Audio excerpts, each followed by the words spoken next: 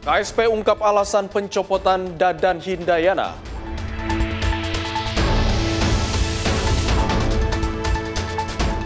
Layanan Haji 2026 dinilai semakin membaik.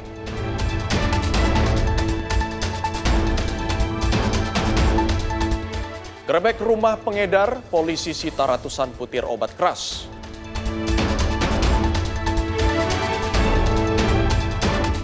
Ebola mengganas di Kongo, otoritas perketat pengendalian.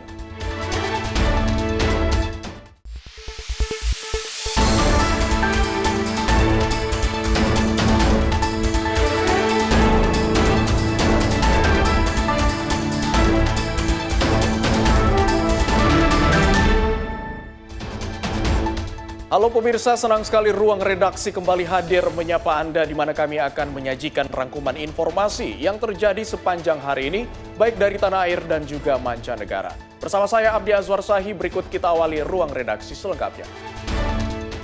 Pemirsa, kita awali informasi dari Kepala Staf Presiden Dudung Abdurrahman mengungkapkan alasan pencopotan Dadan Hindayana sebagai Kepala Badan Gizi Nasional. Dudung mengatakan salah satu faktor tersebut yakni berkaitan dengan dugaan praktik jual beli titik satuan pelayanan pemenuhan gizi atau SPPG. Kepala Staf Presiden Dudung Abdurrahman menjelaskan bahwa pencopotan Dadan Hindayana sebagai Kepala BGN dikarenakan adanya dugaan praktik jual beli titik satuan pelayanan pemenuhan gizi atau SPPG. Salah satu faktor tersebut membuat Kejaksaan Agung melakukan penggeledahan di kantor Badan Gizi Nasional. Dudung juga menyebut Presiden Prabowo juga telah menerima berbagai informasi terkait persoalan di BGN, sehingga mengambil langkah tegas dengan melakukan perombakan dalam jajaran pimpinan BGN. Perombakan itu dilakukan karena Presiden Prabowo ingin program MBG berjalan bersih dan bebas dari penyimpangan. Ya, kemungkinan besar seperti itu. Banyaklah informasi-informasi beliau, saya rasa, ke Presiden yang nyampe bukan tidak serta-merta dari temuan saya di lapangan, tetapi dari banyak sumber lah. Kalau saya kan dulu udah sebulan yang lalu mungkin saya sidak ke lapangan, ada hal-hal ketimpangan tapi yang baik juga banyak. Ya.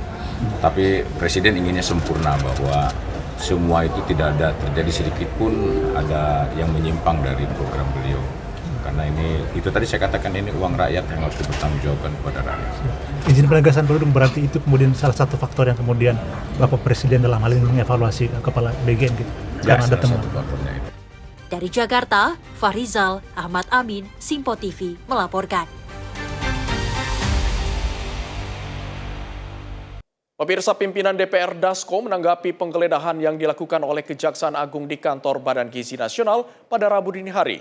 Dasko mengatakan pihaknya menyerahkan kepada aparat penegak hukum yang telah mempunyai pertimbangan dalam melakukan penggeledahan. Saya belum dengar ya soal masalah penangkapan, saya baru dengar berita soal penggeledahan. Tapi apapun itu kita serahkan kepada aparat penegak hukum. Kejaksaan Agung melakukan penggeledahan di kantor Badan Gizi Nasional Jakarta pada Rabu dini hari. Penggeledahan tersebut dilakukan setelah Presiden Prabowo Subianto merombak jajaran pimpinan Badan Gizi Nasional. Menanggapi hal ini, Wakil Ketua DPR Dasko mengatakan bahwa pihaknya menyerahkan sepenuhnya kepada aparat penegak hukum. Dasko menilai Kejaksaan Agung telah mempunyai pertimbangan sebelum melakukan penggeledahan. Selain itu, dirinya juga menyebut Komisi 9 DPR telah memberikan sejumlah catatan terkait pelaksanaan MBG yang dilakukan selama 1,5 tahun. Saya belum dengar ya soal masalah penangkapan, saya baru dengar berita soal penggeledahan. Tapi apapun itu kita serahkan kepada aparat penegak hukum yang tentunya mempunyai pertimbangan-pertimbangan tersendiri. Demikian. Saya rasa hal yang sudah disampaikan oleh Komisi 9 kepada pihak pemerintah mengenai evaluasi BGN tentunya sudah menjadi bagian dari masukan, sehingga masukan itu kami pikir sudah diakomodir oleh pemerintah dan beberapa catatan yang kemudian juga menuju perbaikan tata kelola di BGN. Soal-soal lain saya juga kurang mendalami karena itu langsung dikirimkan ke pemerintah. Demikian. Dari Jakarta, Fahrizal, Ahmad Amin, Sinpo TV, melaporkan. Kejaksaan Agung Republik Indonesia akan menyampaikan perkembangan baru penyidikan kasus di lingkungan Badan Gizi Nasional. Sejumlah ex-pimpinan BGN pun telah diperiksa sebagai saksi terkait dugaan tindak pidana korupsi tersebut. Sebelumnya, tim penyidik juga telah melakukan penggeledahan di kantor BGN sejak Rabu pagi. Penggeledahan dilakukan untuk mengusut dugaan kasus jual beli titik lokasi SPPG yang merugikan negara. 2026, perihal penyidikan perkara dugaan tindak pidana korupsi, tata kelola program makan bergizi gratis atau MBG pada Badan Gizi Nasional tahun 2025 sampai dengan tahun 2026. Tim penyidik pada Jampitsus telah melakukan pemeriksaan terhadap beberapa orang saksi, diantaranya adalah 3 orang saksi yaitu atas nama Saudara D.A. selaku Kepala Badan Gizi Nasional periode bulan Agustus 2024 sampai dengan 2 Juni 2026, Saudara S.S. selaku Wakil Kepala BGN bidang operasional pemenuhan gizi periode 17 September 2025 sampai dengan 2 Juni 2026, dan Saudara LP selaku Wakil Kepala BGN bidang operasional bidang pengembangan organisasi dan hubungan kelembagaan periode 22 Oktober 2024 sampai dengan 2 Juni 2026. Bahwa setelah melalui serangkaian pemeriksaan tersebut, Saudara DH, Saudara SS, dan Saudara LP sebagai saksi dan berdasarkan 2 alat bukti yang cukup yang diperoleh tim penyidik, maka tim penyidik menetapkan Saudara DH selaku Kepala Badan Gizi Nasional, Saudara SS selaku Wakil Kepala Badan Gizi Nasional bidang operasional pemenuhan gizi, dan Saudara LP selaku Wakil Kepala BGN bidang pengembangan organisasi dan hubungan kelembagaan sebagai tersangka dalam penyidikan dugaan tindak pidana korupsi tata kelola program makan bergizi gratis pada Badan Gizi Nasional tahun 2025 sampai dengan tahun 2026. Dengan kasus posisi singkatnya adalah sebagai berikut.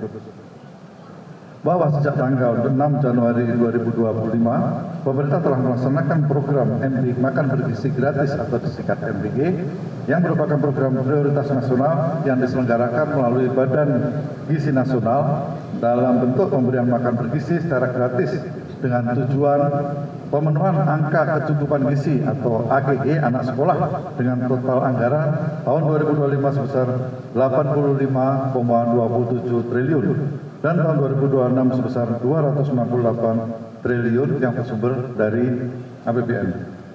Bahwa program MBG tersebut seharusnya dikelola oleh yayasan-yayasan pada setiap sekolah.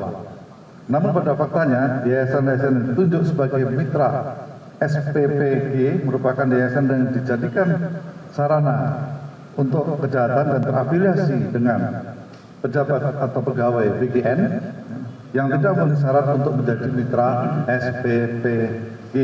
Namun tetap ditunjuk dengan cara dilakukan pengaturan verifikasi pada portal mitra BGN dengan adanya atensi dari tersangka. Dan yayasan-yayasan tersebut mendapatkan insentif miliaran rupiah ya, setiap hari, dan yayasan-yayasan tersebut terafiliasi diantara yang dimiliki oleh Saudara DH, Saudara SS, dan Saudara LP.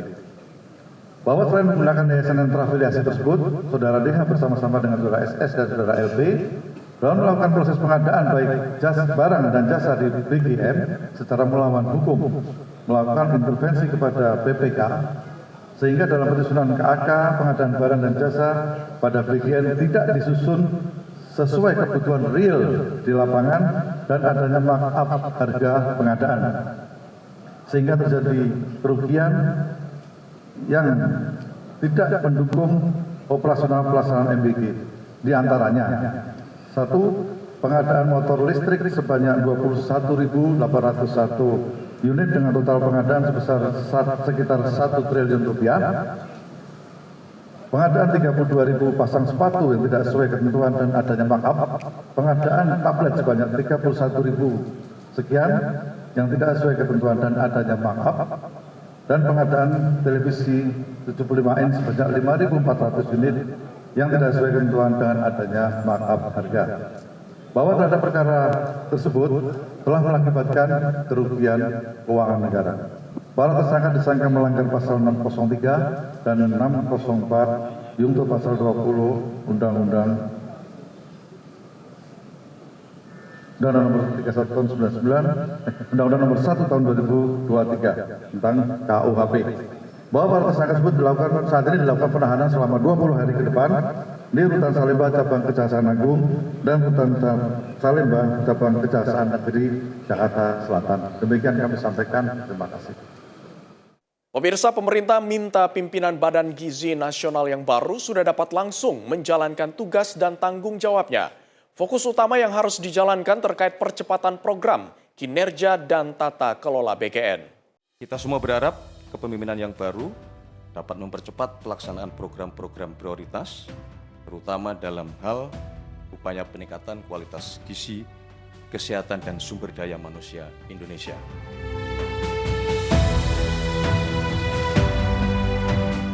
Pemerintah memastikan pergantian jajaran pimpinan Badan Gizi Nasional atau BGN tidak akan mengganggu pelaksanaan program makan bergizi gratis atau MBG. Menteri Sekretaris Negara Prasetyo Hadi menegaskan bahwa pejabat yang baru ditunjuk Presiden Prabowo Subianto sudah dapat langsung menjalankan tugas dan tanggung jawabnya, meski jadwal pelantikan resmi masih menunggu pengumuman lebih lanjut. Ia berharap susunan kepemimpinan baru mampu mempercepat pelaksanaan program, memperbaiki kinerja organisasi, sekaligus memperkuat tata kelola BGN. Langkah tersebut dinilai penting, mengingat BGN memegang peran sentral dalam menjalankan program MBG yang menjadi salah satu program prioritas pemerintahan Presiden Prabowo. Pada 3 pimpinan Badan Gizi Nasional yang baru, kami berharap untuk dapat segera melakukan konsolidasi internal, memperkuat koordinasi lintas kementerian dan lembaga, dan tentu saja juga memperkuat koordinasi bersama dengan pemerintah daerah, baik provinsi maupun kabupaten kota, serta memastikan seluruh program Badan Gizi Nasional dapat tetap berjalan dengan sebaik-baiknya. Kita semua berharap kepemimpinan yang baru dapat mempercepat pelaksanaan program-program prioritas, memperbaiki kinerja, meningkatkan tata kelola organisasi, serta menghadirkan manfaat yang nyata bagi masyarakat, terutama dalam hal upaya peningkatan kualitas gizi, kesehatan, dan sumber daya manusia Indonesia. Tim redaksi Simpo TV melaporkan. Sementara itu, pemirsa, pemerintah menegaskan pergantian pimpinan di Badan Gizi Nasional tidak akan memengaruhi pelaksanaan program makan bergizi gratis. Transisi kepemimpinan tersebut dilakukan untuk memperkuat kinerja organisasi sekaligus memastikan program tetap berjalan optimal. Pemerintah memastikan pergantian pimpinan di Badan Gizi Nasional tidak akan mengganggu pelaksanaan program makan bergizi gratis yang saat ini berjalan di berbagai daerah. Penyegaran kepemimpinan dilakukan sebagai bagian dari upaya memperkuat kinerja organisasi dan meningkatkan efektivitas pelaksanaan program.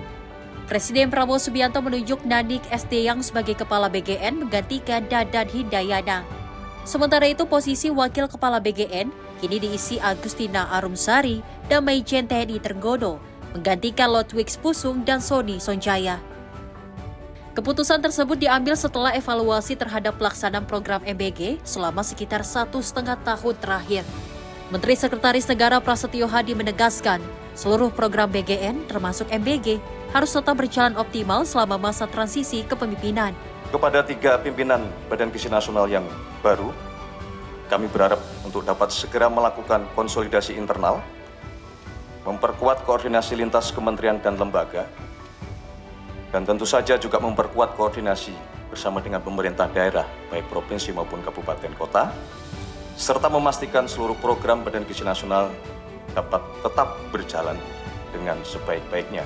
Pemerintah akan terus memastikan bahwa selama proses evaluasi yang terus kita laksanakan, seluruh program Badan Gizi Nasional tetap berjalan sebagaimana mestinya. Pelayanan kepada masyarakat tidak boleh terganggu sama sekali. Pemerintah sekali lagi menegaskan bahwa pergantian kepemimpinan ini tidak akan mengganggu komitmen kita di dalam menjalankan program makan bergizi gratis yang dilaksanakan oleh Badan Gizi Nasional. Pemerintah juga meminta jajaran pimpinan baru segera melakukan konsolidasi dan memperkuat koordinasi dengan kementerian lembaga serta pemerintah daerah guna memastikan pelayanan kepada masyarakat tidak terganggu. Tim redaksi Simpo TV melaporkan. Kita beralih ke informasi lain, pemirsa. Kinerja sektor kehutanan terus menunjukkan hasil positif. Selain menjaga kelestarian hutan, Kementerian Kehutanan juga berhasil meningkatkan kontribusi terhadap penerimaan negara melalui optimalisasi penerimaan negara bukan pajak atau PNBP. Kementerian Kehutanan mencatat realisasi anggaran tahun 2025 mencapai lebih dari 96% dari pagu efektif yang ditetapkan. Capaian tersebut menunjukkan pelaksanaan program dan kegiatan kehutanan berjalan secara efektif dan terukur. Di bidang penerimaan negara, PNBP sektor kehutanan berhasil melampaui target yang ditetapkan pemerintah. Sepanjang tahun 2025, PNBP kehutanan tercatat mencapai 9,43 triliun rupiah. Angka tersebut terus meningkat hingga menyentuh 13,47 triliun rupiah pada Mei 2026. Capaian tersebut menunjukkan bahwa sektor kehutanan memiliki peran strategis dalam mendukung pembangunan nasional. Penerimaan itu juga menjadi indikator pengelolaan sumber daya hutan, dapat memberikan manfaat ekonomi secara berkelanjutan. Pemerintah berharap kinerja positif ini dapat terus dipertahankan untuk mendukung pertumbuhan ekonomi dan meningkatkan kesejahteraan masyarakat. Tim redaksi Simpo TV melaporkan. Wakil Ketua DPR Dasko menyampaikan bahwa setiap kunjungan luar negeri yang dilakukan Presiden Prabowo memiliki tujuan strategis dan dilaksanakan secara efisien sesuai kebutuhan. Dasko menegaskan kunjungan luar negeri Presiden tidak bisa dinilai hanya dari frekuensi perjalanan saja. Wakil Ketua DPR Dasko menjelaskan bahwa di tengah dinamika geopolitik dan global yang tidak pasti membuat kepala negara memiliki fleksibilitas dalam menjalankan diplomasi dan memperjuangkan kepentingan nasional. Pasalnya, lawatan Presiden yang disebut mendadak merupakan sebagai bentuk respon terhadap perkembangan situasi yang berlangsung cepat, serta membutuhkan keputusan atau komunikasi tingkat tinggi secara segera. Namun, Dasko menilai berbagai masukan dan kritikan terkait kebijakan luar negeri pemerintah ialah hal yang wajar dalam demokrasi. Dirinya menegaskan ukuran efektivitas diplomasi tidak dapat ditentukan hanya dari banyak atau sedikitnya kunjungan yang dilakukan oleh Presiden. Menurut saya kalau kemudian masukan soal substansi geopolitik, saya pikir saya setuju bahwa itu kemudian dijadikan sebagai salah satu bahan pertimbangan ya, karena masukan-masukan yang bagus tentunya mengapa tidak. Tetapi tadi sudah disampaikan bahwa kalau kemudian frekuensi, saya pikir sesuai dengan kebutuhan dan situasi pada saat ini, baik kemudian dinamika di dalam negeri dan apalagi di luar negeri yang sangat mempengaruhi dinamika di dalam negeri tentunya yang berdampak. Tentunya Presiden tadi sudah disampaikan juga mempunyai strategi-strategi yang tentunya tidak bisa dibatasi dengan jadwal harus sekian kali karena itu dinamis. Dan kalau kita lihat kepergian Presiden ke luar negeri itu juga dalam waktu yang singkat-singkat seperlunya aja, kemudian membahas yang perlu-perlu kemudian kembali. Dan kalau kemudian dadakan itu biasanya memang karena situasi yang memang harus membuat Presiden juga harus sesegera berangkat. Nah, jadi saya pikir hal-hal seperti itu, marilah kemudian kita memberikan masukan yang substansi, dan itu pasti akan diberikan ruang, tetapi kemudian pembatasan-pembatasan, apalagi kemudian berkaitan dengan jumlah, waktu, kunjungan, saya pikir itu nggak substansif. Demikian. Dari Jakarta, Fahrizal, Ahmad Amin, Simpo TV melaporkan. Pemirsa, Komisi Yudisial resmi menetapkan puluhan peserta yang lolos seleksi kualitas calon hakim agung dan calon hakim ad hoc di Mahkamah Agung. Para peserta yang dinyatakan lulus akan melanjutkan tahapan seleksi berikutnya berupa pemeriksaan kesehatan dan kepribadian. Komisi Yudisial atau KY secara resmi meluluskan 36 calon hakim agung dalam seleksi kualitas tahun 2026. Selain itu, KY juga meluluskan 4 calon hakim ad hoc hak asasi manusia di Mahkamah Agung, serta 2 calon hakim ad hoc tindak pidana korupsi di Mahkamah Agung. Penetapan kelulusan itu dilakukan setelah rapat pleno KY yang digelar di Jakarta. Dengan hasil tersebut, para peserta yang lulus berhak mengikuti tahap seleksi kesehatan dan kepribadian. Tahapan itu dijadwalkan berlangsung pada 3 hingga 5 Juni 2026. Dalam proses seleksi ini, Komisi Yudisial juga membuka partisipasi publik untuk memberikan masukan terhadap para calon. Masyarakat diminta menyampaikan informasi atau pendapat secara tertulis terkait rekam jejak para calon hakim agung dan juga hakim ad hoc di Mahkamah Agung. Masukan tersebut dapat berupa informasi mengenai integritas, kapasitas, perilaku maupun karakter para calon. Komisi Yudisial menegaskan partisipasi masyarakat menjadi bagian penting untuk memastikan terpilihnya hakim yang berintegrasi dan profesional. Adapun batas akhir penyampaian informasi dan masukan dari masyarakat ditetapkan hingga 5 Agustus 2026.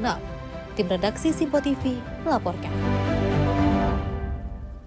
Pimpinan Dewan Perwakilan Rakyat menggelar rapat pimpinan dan badan musyawarah dengan salah satunya membahas tentang Undang-Undang Pengembangan dan Penguatan Sektor Keuangan di Kompleks Parlemen Senayan, Jakarta. Wakil Ketua DPR Dasko mengatakan Undang-Undang P2SK telah di tahap finalisasi dan akan dibawa ke dalam rapat paripurna terdekat. Pimpinan Dewan Perwakilan Rakyat menggelar rapat pimpinan dan badan musyawarah dengan sejumlah komisi terkait di Kompleks Parlemen Senayan, Jakarta. Dalam rapat tersebut membahas perihal Undang-Undang Pengembangan dan Penguatan Sektor Keuangan. Wakil Ketua DPR Dasko mengatakan Undang-Undang P2SK telah di tahap finalisasi dan akan dibawa ke dalam rapat paripurna terdekat. Hal ini dilakukan guna menghindari potensi kekosongan hukum setelah pembentukan Danantara. Rapim dan Bamus hari ini membicarakan beberapa hal terkait dengan terutama legislasi dan kemudian hal-hal rutin yang biasa dilakukan oleh teman-teman komisi terkait. Kalau untuk legislasi hari ini kita merampungkan mengantar Undang-Undang P2SK untuk diparipurnakan dalam waktu paripurna terdekat, demikian. Dari Jakarta, Fahrizal Ahmad Amin, Simpo TV melaporkan. Pemirsa, dalam rangka memperingati hari ulang tahun ke-60 Ikatan Kesejahteraan Keluarga TNI atau IKKT Pragati Wira Anggini atau PWA berhasil memecahkan rekor muri melalui kegiatan vaksin campak dewasa. Kegiatan vaksinasi ini dilakukan dengan melibatkan 2.026 peserta di seluruh Indonesia. Kegiatan ini dipimpin langsung oleh Ketua Umum IKKT PWA, Evi Agus Subianto, dan digelar di Gor Ahmad Yani Mabes TNI Cilangkap, Jakarta Timur. Pelaksanaan vaksinasi dilakukan secara luring dan daring yang terhubung dengan seluruh cabang IKKT PWA di 13 titik di berbagai daerah di Indonesia dan diikuti 2.026 peserta. Kegiatan ini mengusung tema bersama IKKT Pragati Wira Anggini, wujudkan masyarakat sehat dan produktif dengan melibatkan pengurus pusat, cabang-cabang IKKT PWA, badan penghubung, serta unsur Dharma Pertiwi dari seluruh Indonesia. Atas pencapaian tersebut, IKKT PWA menerima penghargaan dari Museum Rekor Dunia Indonesia sebagai penyelenggara vaksinasi campak dewasa dengan peserta terbanyak. Evi menyampaikan, vaksinasi bagi orang dewasa memiliki peran penting dalam mencegah penyakit menular, termasuk campak yang dapat menimbulkan komplikasi serius. Selama ini, vaksin seringkali dipahami sebagai kebutuhan anak-anak. Namun sesungguhnya, orang dewasa juga memerlukan perlindungan melalui imunisasi untuk mencegah berbagai penyakit menular yang masih dapat mengancam kesehatan kita. Kegiatan ini juga menjadi wujud nyata komitmen organisasi dalam mendukung program kesehatan nasional, meningkatkan kesadaran akan pentingnya vaksinasi bagi orang dewasa, serta membangun budaya hidup sehat di lingkungan keluarga besar IKKT PWA. Jihan Nabila, Simpo TV.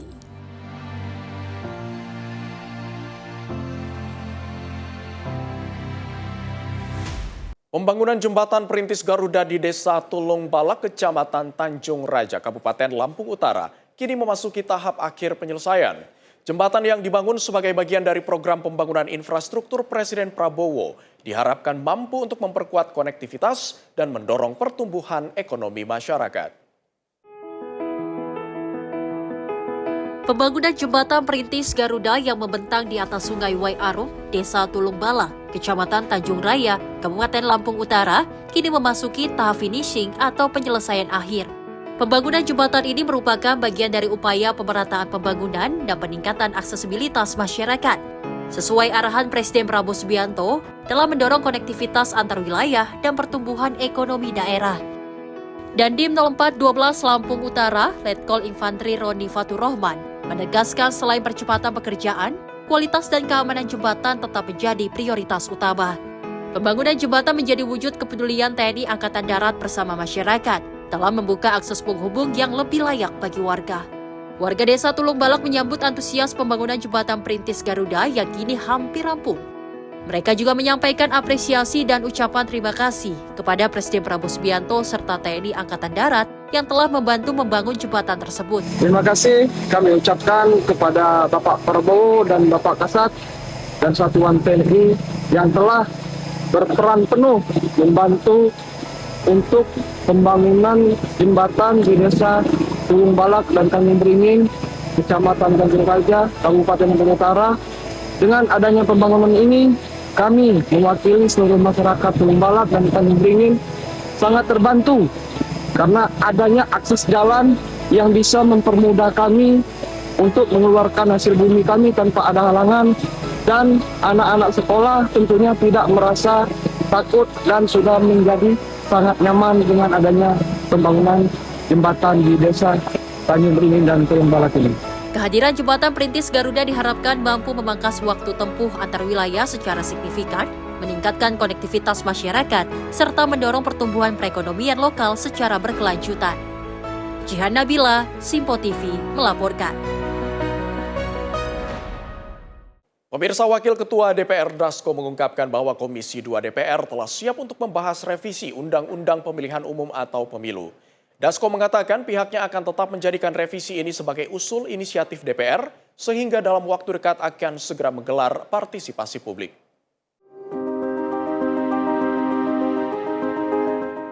Dewan Perwakilan Rakyat akan segera menggelar partisipasi publik dalam melakukan pembahasan mengenai revisi Undang-Undang Pemilu.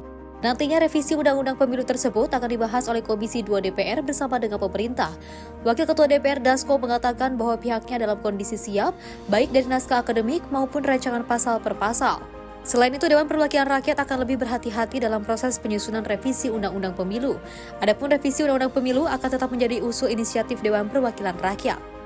Kami kebetulan barusan bertemu dengan pimpinan Komisi 2. Nah, pimpinan Komisi 2 menyatakan bahwa untuk rancangan revisi Undang-Undang Pemilu itu Komisi 2 dari semua partai yang ada itu sudah siap untuk membahas perubahan-perubahan baik naskah akademik maupun kemudian rancangan pasal per pasal yang akan kemudian dirubah. Sehingga saya pikir kesiapan DPR RI dalam hal revisi Undang-Undang Pemilu tidak perlu diragukan.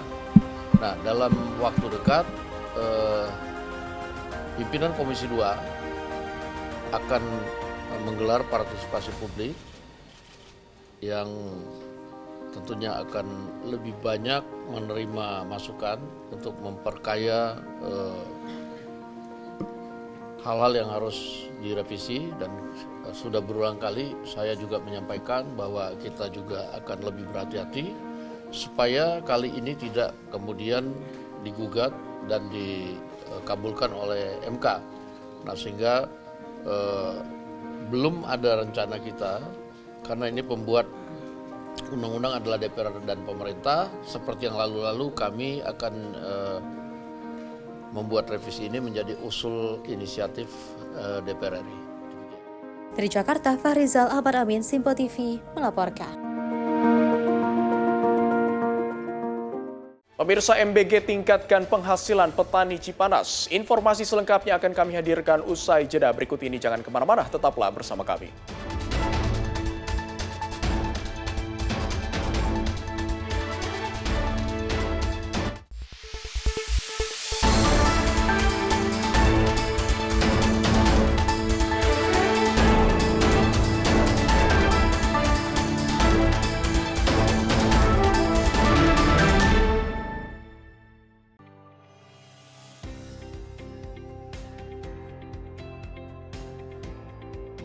Beragam informasi terbaru hadir menemani Anda sebelum memulai hari. Waktu terbaik dengan rangkaian topik terpilih, dikemas dengan ulasan yang mendalam.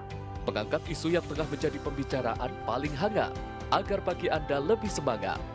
Jadi pastikan pagi hari Anda lebih bermakna bersama rangkaian berita yang telah kami rangkum untuk Anda. Sembarakan pagi Anda bersama Menyapa Indonesia Pagi.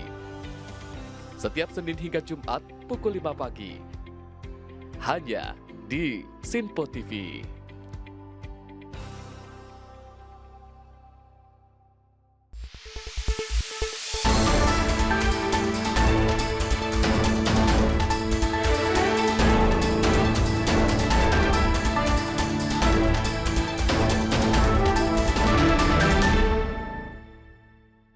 Terima kasih pemirsa, Anda masih bersama kami dalam ruang redaksi. Kita lanjutkan informasi dari petani di Cipanas, Kabupaten Cianjur, Jawa Barat, merasakan dampak positif program MBG yang mulai meningkatkan harga dan penyerapan hasil panen.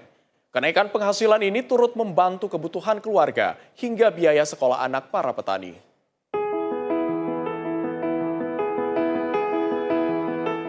Di tengah aktivitas kebun sayur di Cipanas, Kabupaten Cianjur, Jawa Barat, petani Bayu Sudrajat merasakan perubahan signifikan sejak adanya program makan bergizi gratis. Setelah hampir 3 dekade bertani, ia mengaku harga sayuran kini lebih baik dan hasil panen lebih cepat terserap pasar. Bayu menyebut sejumlah komoditas seperti pokcoy dan daun bawang mengalami kenaikan harga. Selain itu, penjualan hasil panen menjadi lebih mudah karena pembeli kini banyak datang langsung ke kebun tanpa harus melalui pasar tradisional. Saya lebih enak, Pak. Sebelumnya kan 7.000, seadanya MBG sekarang udah menaik, Pak, mencapai 14.000, 15.000. Lebih mudah juga sih jualnya. Gitu kan, kalau dulu kan harus ke pasar gede semua. Nah, selama ada MBG sekarang, ya banyak kan yang pada ngambil di kebun juga banyak gitu kan.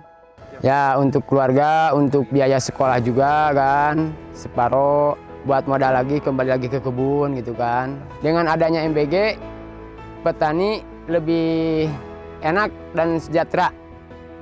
Hal serupa juga dirasakan petani lain sidik yang menyebut pendapatannya meningkat dan hasil panen lebih cepat terjual.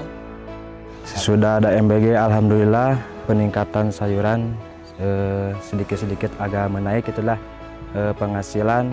Alhamdulillah sudah ada MBG, penghasilan sekarang menaik, gitu. Alhamdulillah. Alhamdulillah bermanfaat sekali, penjualan hasil semakin cepat gitu. Terima kasih buat Bapak Presiden udah mengadakan MBG ini. Alhamdulillah saya jadi kebantu ini petani. Alhamdulillah.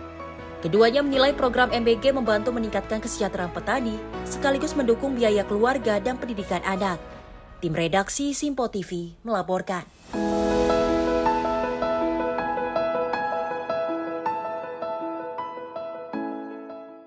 Pemirsa, pengelola Ancol Taman Impian menyiapkan beragam aktivitas edukatif untuk menyambut Pekan Liburan Sekolah 2026. Langkah ini akan memberikan pengalaman berkesan bagi keluarga sekaligus memperkuat proses transformasi kawasan wisata tersebut. Pihak manajemen Ancol Taman Impian siap memanjakan pengunjung lewat berbagai program spesial mulai 20 Juni hingga 12 Juli 2026. Dunia Fantasi menghadirkan tema Summer Escape yang menampilkan pertunjukan teater musikal cerita rakyat. Selain itu, pengunjung juga dapat menikmati keseruan acara Magical Night Show serta parade Journey of Fantasyland. Sementara itu, SeaWorld Ancol menyelenggarakan kegiatan camping under the sea dan robot EM Magic Show. Atraksi football underwater juga turut memeriahkan momen Piala Dunia 2026. Samudra Ancol yang merayakan hari ulang tahun ke-52 turut menyajikan pertunjukan lumba-lumba terbaru bertema Voice of the Ocean. Begitu juga dengan 3 interaksi edukatif terkait burung eksotik yang dihadirkan di Jakarta Birdland. Tidak hanya menyuguhkan atraksi wisata, pihak manajemen juga meluncurkan ekosistem digital baru berupa loyalty program Ancol Points. Aplikasi khusus ini memberikan keuntungan lebih bagi pengunjung untuk mengumpulkan poin dari setiap transaksi rekreasi maupun pembelian di kawasan Ancol. Tapi untuk persiapan di liburan ini, kami sudah mempersiapkan beberapa wahana yang memang sangat diminati. Kan kita masih ada wahana kereta misteri, Ice Age, Arum Jeram, semuanya sudah kita siapkan, bahkan wahana yang memang legend gitu kan. Men-scan struk pembelian di Ancol ketika mereka sudah datang ke Ancol. Tadi Bapak di sini sudah jelaskan, termasuk ke event Ancol App, Ancol Point aplikasi di Play Store, main gamenya dari rumah aja, bikin akunnya, langsung dapat poin, langsung bisa digunakan. Apa sih keuntungannya? Bukan hanya potongan ke unit rekreasi ataupun ke event, tapi juga mendapatkan potongan di seluruh hotel di Ancol, kemudian di F&B dan juga merchandise. Untuk memudahkan masyarakat, situs resmi Ancol menyediakan informasi jadwal acara, promo bundling tiket, hingga reservasi program gratis masuk sore hari. Tim redaksi Simpo TV melaporkan. Pemirsa, Indonesia memiliki 57 taman nasional yang tersebar di berbagai wilayah tanah air. Kawasan konservasi ini menjadi rumah bagi keanekaragaman hayati, sekaligus berperan penting dalam menjaga keseimbangan ekosistem dan kehidupan masyarakat.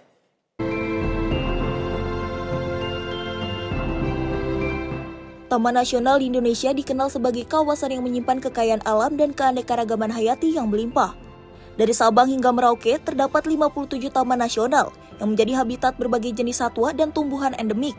Pengelolaan Taman Nasional menjadi bagian penting dalam menjaga harmonisasi antara alam, satwa liar, dan masyarakat yang tinggal di sekitar kawasan. Selain berfungsi sebagai kawasan konservasi, Taman Nasional juga menjadi penopang ekosistem, serta sumber kehidupan bagi banyak masyarakat.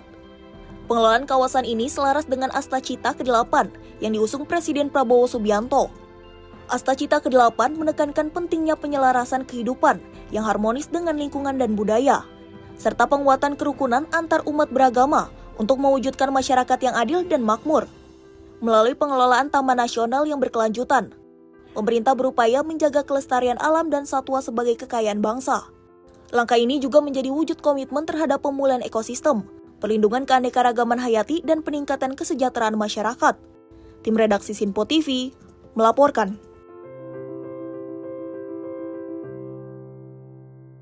Pemirsa, Menteri PKP Marwarar Sirait menerima kunjungan Gubernur Sulawesi Tenggara di kantor Kementerian PKP Jakarta Pusat pada Selasa 2 Juni 2026.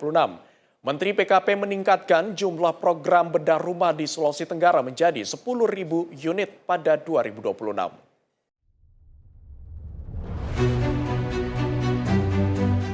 Kementerian Perumahan dan Kawasan Permukiman mengingatkan jumlah program bedah rumah di Sulawesi Tenggara pada 2026.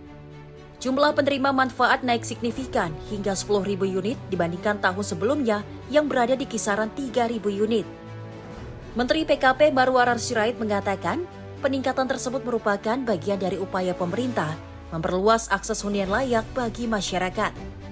Menurutnya, program itu juga menjadi bagian dari pelaksanaan program 3 juta rumah yang dijalankan pemerintah. Rumah 3.077 tahun ini 10.000. Mana Sulawesi Tenggara itu daerah pertambangan, pertumbuhan ekonominya berapa? 6,23. Berarti di atas rata-rata nasional. Tapi dari sektor pertambangan ya Pak ya. Siap. Nah, kemudian tentu tantangan biasanya justru di daerah pertambangan adalah terjadi kesenjangan ya Pak ya. Betul. Gubernur ini punya tekad yang kuat untuk buat pertumbuhan ekonomi juga meningkat. Salah satunya melalui sektor perumahan ya Pak. Ada satu program ya KUR perumahan, kita persiapkan matang ya dengan target 0,5 triliun ya. Ya di bulan Agustus ya, yang dipersiapkan matang kontraktor, developer, toko bangunan. Siapa? Supaya bisa menikmati itu karya luar biasa dari Presiden Prabowo. Kedua juga rumah subsidi, kita sudah bicara diskusikan, ada target yang cukup tinggi yaitu 20.000. Menteri ARA juga mengatakan program bedah rumah tidak hanya berfokus pada perbaikan kondisi bangunan. Ia menyebut pemerintah juga berupaya menghubungkan penerima manfaat dengan program pemberdayaan ekonomi keluarga. Menurutnya, perbaikan kondisi rumah harus berjalan seiring dengan peningkatan kesejahteraan keluarga. Langkah tersebut diperlukan agar rumah yang telah diperbaiki dapat terus terawat dalam jangka panjang. Dalam kesempatan yang sama, Gubernur Sulawesi Tenggara Andi Sumangeruka menyambut peningkatan program tersebut. Ia menilai program bedah rumah dapat membantu mengurangi kesenjangan yang masih terjadi di tengah pertumbuhan ekonomi daerah. Andi mengatakan pertumbuhan ekonomi Sultra mencapai 6,23%. Namun angka kemiskinan masih berada di kisaran 10%. Karena itu pemerintah daerah berupaya memperluas manfaat pembangunan hingga menjangkau masyarakat berpenghasilan rendah. Ia juga menyebut sektor perubahan memiliki dampak ekonomi yang luas terhadap masyarakat, terutama dalam menciptakan lapangan pekerjaan. Karena itu pemerintah daerah akan menindaklanjuti program yang disiapkan Kementerian PKP agar manfaatnya dapat dirasakan lebih merata. Tim redaksi Simpo TV melaporkan.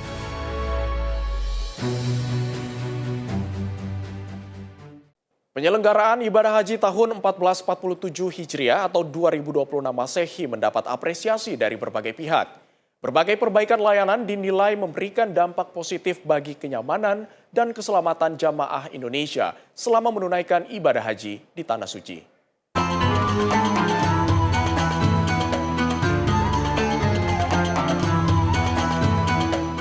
Penyelenggaraan ibadah haji tahun ini dinilai menunjukkan banyak kemajuan dibandingkan tahun-tahun sebelumnya.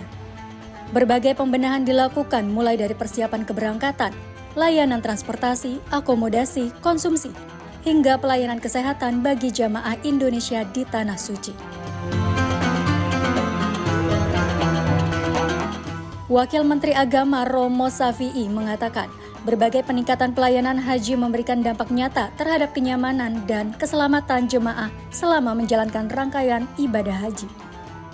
Keberhasilan penyelenggaraan haji tahun ini juga dinilai menjadi bukti pentingnya kehadiran Kementerian Haji dan Umroh Republik Indonesia yang secara khusus menangani tata kelola penyelenggaraan haji dan umroh.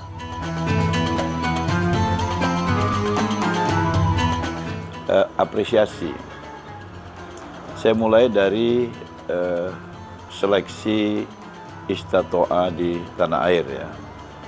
Seleksi istatoa ini saya kira sudah jauh lebih baik.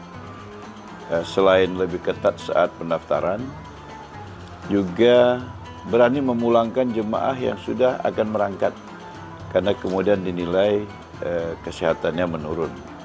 Ketatnya istatoa itu yang berangkat relatif, yang memiliki kesehatan yang mumpuni untuk melaksanakan ibadah haji.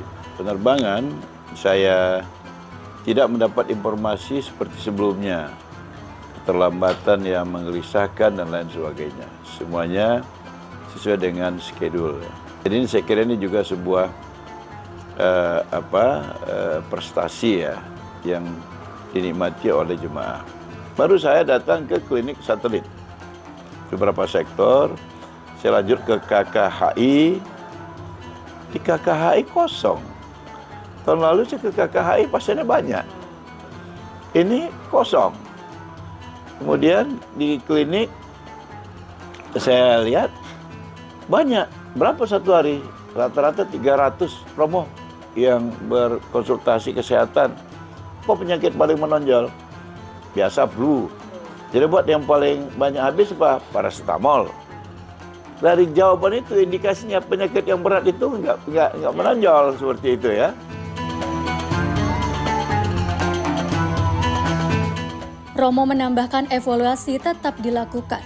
Sejumlah catatan masih ditemukan terutama pada layanan di Mina saat puncak ibadah haji. Berbagai kendala tersebut diharapkan menjadi bahan perbaikan untuk meningkatkan kualitas penyelenggaraan haji pada masa mendatang. Apresiasi juga disampaikan kepada seluruh petugas haji, pemerintah Arab Saudi, serta berbagai pihak yang terlibat dalam memberikan pelayanan kepada jemaah Indonesia.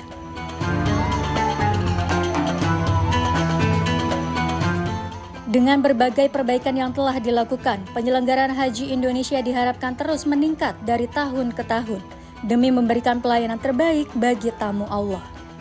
Dari Jeddah, Arab Saudi, Ferdi Setiawan, Simpo TV, Media Center Haji 2026.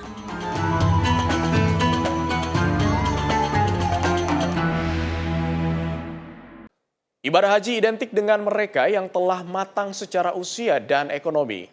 Namun di musim haji tahun ini sejumlah remaja Indonesia berhasil menunaikan rukun Islam kelima di usia yang sangat muda.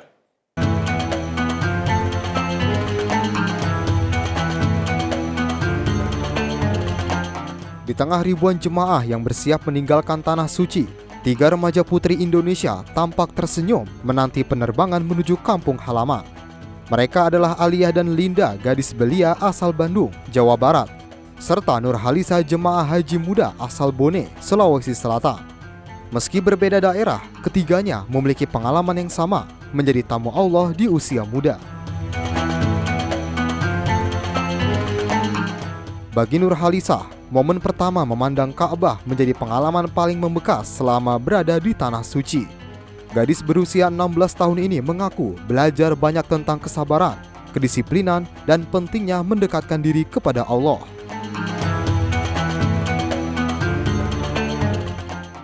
Pas pertama kali ngeliat Ka'bah sama pas di Arafah. Pas di Arafah tuh kerasa banget soalnya panasnya, susahnya. Tapi alhamdulillah masih bisa. Sementara Linda merasakan kuatnya persaudaraan umat Islam dari berbagai negara. Menurutnya, ibadah haji bukan hanya perjalanan fisik, tetapi juga perjalanan batin yang membuatnya lebih bersyukur dan menghargai kehidupan. Gadis berusia 20 tahun ini mengaku sangat bersyukur karena bisa mencium Ka'bah dan memanjatkan doa di titik nol kiblat, rujukan atau tujuan utama umat Islam sedunia. Saya paling berkesan tuh pas saya di Ka'bah karena alhamdulillah saya bisa diberi kesempatan mencium Ka'bah yang sangat lama, Pak. Iya. Terus pada saat mencium itu apa doanya? Doa untuk diri sendiri dan kedua orang tua saya.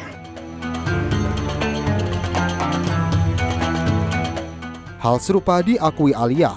Remaja berusia 16 tahun ini mengaku puncak perjalanan spiritualnya terjadi saat wukuf di Arafah. Di tempat yang disebut sebagai miniatur padang mahsyar itu, ia merasakan kedekatan dengan Allah yang sulit diungkapkan dengan kata-kata. Rasanya seperti kita semua orang tuh sama, tidak ada bedanya di hadapan Allah Subhanahu wa taala. Kita juga merasa kita tidak ada apa-apanya di hadapan Allah Subhanahu wa taala. Serta kita juga harus banyak-banyakin sabar, banyak-banyakin beribadah dan lebih taat lagi kepada aturan-aturan agama.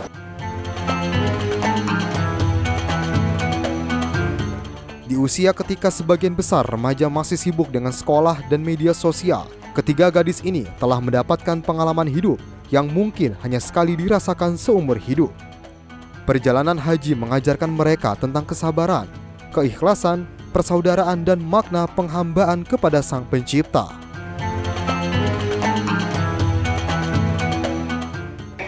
Doa yang terbaik aja sih supaya sukses, jadi anak yang bisa ngangkat derajat ibu. Orang-orang biasanya kalau ke haji tuh berekspektasinya lumayan tinggi, jadi berat, tapi semoga bisa menjaga semua hal yang udah dilakukan di sini tetap terbawa sampai ke Indonesia. Pak, mudah-mudahan bekal saya sama haji itu bisa bermanfaat buat nanti saya di Indonesia. Mereka memang pulang dengan usia yang masih muda, namun dari Tanah Suci, Aliyah, Linda, dan Nurhalisah membawa bekal yang jauh lebih berharga dari sekedar oleh-oleh. Sebuah pengalaman spiritual yang diharapkan akan menjadi penuntun sepanjang perjalanan hidup mereka. Dari Bandara King Abdul Aziz Jeddah, Arab Saudi, Ferdi Setiawan, Simpo TV.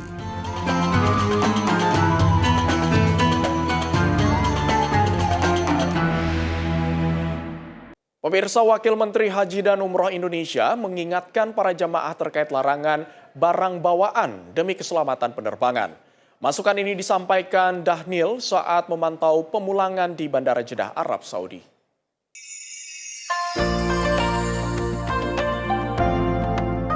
Wakil Menteri Haji dan Umroh Republik Indonesia, Dhanil Anzar Simanjuntak, meninjau langsung proses pemulangan jemaah haji Indonesia kloter BTH 2 embarkasi Batam di Pavilion B1 Bandara Internasional King Abdul Aziz Jeddah.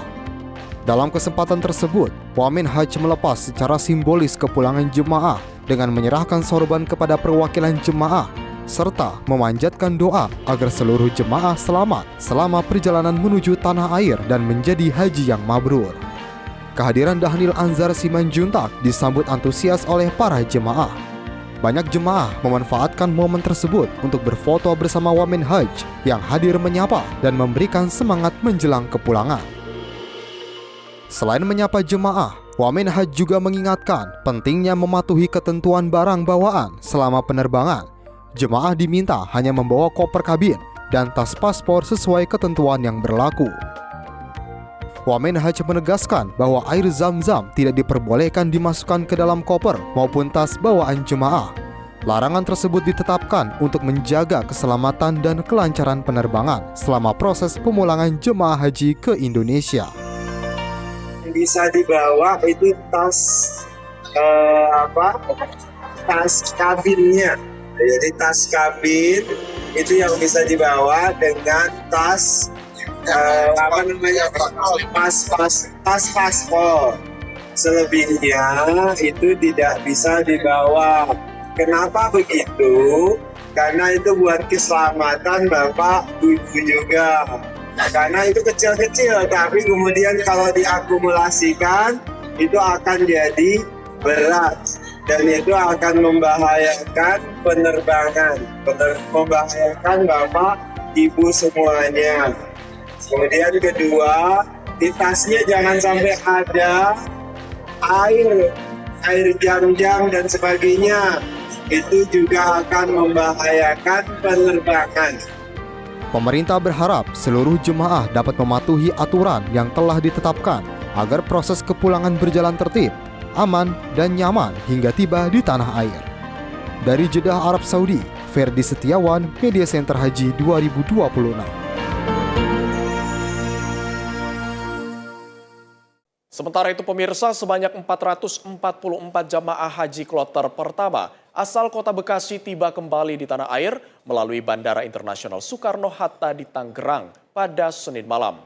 Kedatangan kloter JKS 01 menandai dimulainya fase pemulangan jamaah haji kota Bekasi pada penyelenggaraan ibadah haji tahun 2026.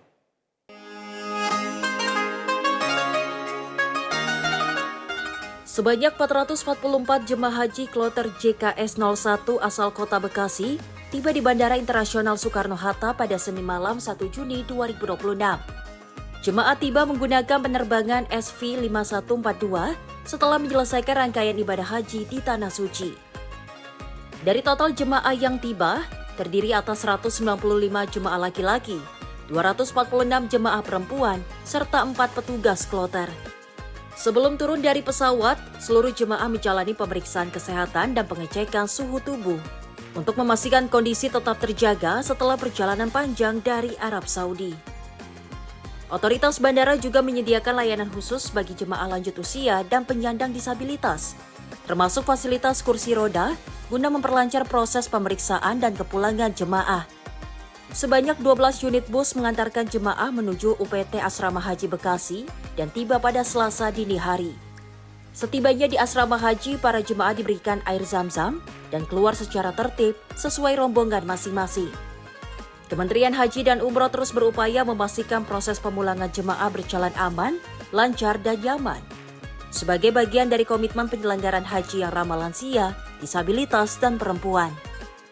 Jihan Nabila, Simpo TV, melaporkan. Pemirsa, sebelum kembali ke tanah air, berburu oleh-oleh menjadi salah satu aktivitas yang paling dinanti sebagai penutup perjalanan spiritual di Tanah Suci. Seperti berbelanja perhiasan atau emas. Tradisi membawa pulang perhiasan dari Tanah Suci sudah lama melekat di kalangan sebagian jamaah haji asal Sulawesi Selatan.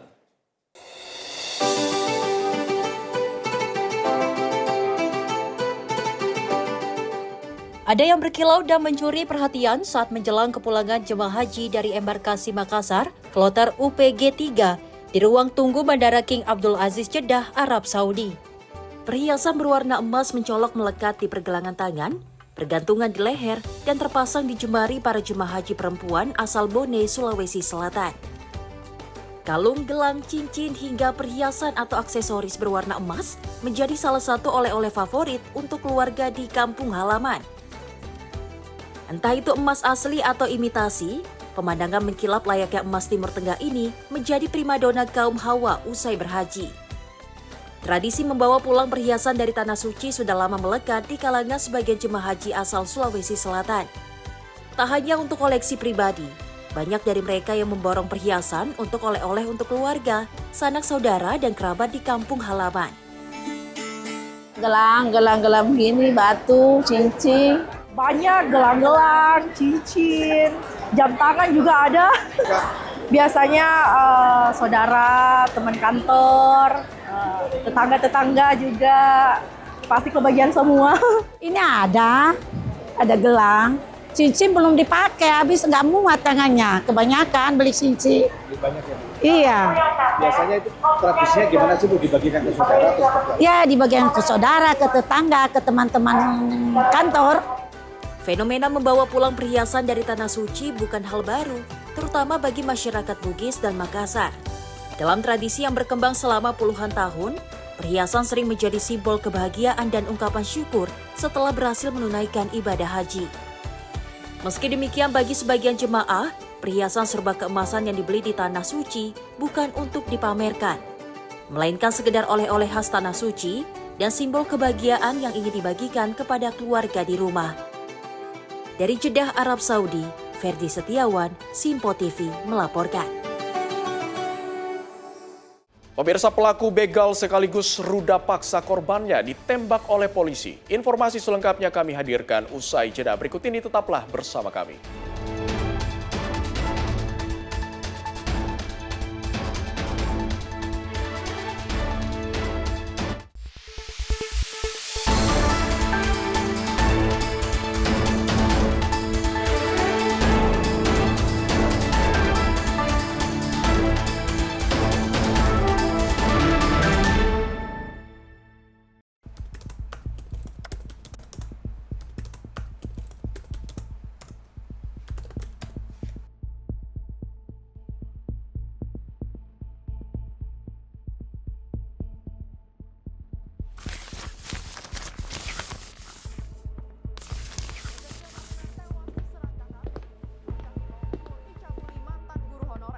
Viral maling bobol rumah di siang hari. Polisi bongkar peredaran narkoba jaringan internasional. Dugaan pembunuhan mayat dalam drum belum terungkap. Lagi, lansia tewas dengan penuh luka bacok. Mengaku tidak dinafkahi suami, seorang ibu bunuh anak kandung. Treskrim Polres Goa mengepung rumah terduga pelaku pencurian di Desa Bontoala, Kecamatan Palangga. Sally, saat akan standby. diamankan. 3, 2, 1. Di balik setiap peristiwa selalu ada fakta yang tersembunyi. Saksikan catatan kriminal setiap Senin hingga Jumat hanya di Simpo TV.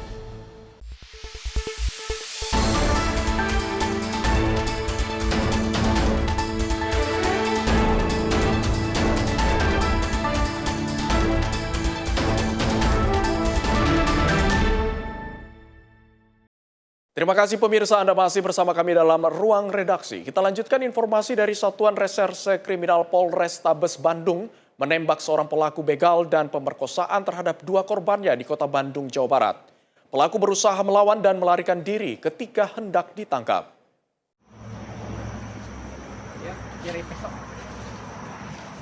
Seperti inilah detik-detik petugas Satreskrim Polrestabes Bandung menangkap pelaku pembegalan disertai pemerkosaan terhadap 2 korban perempuan di Bandung, Jawa Barat.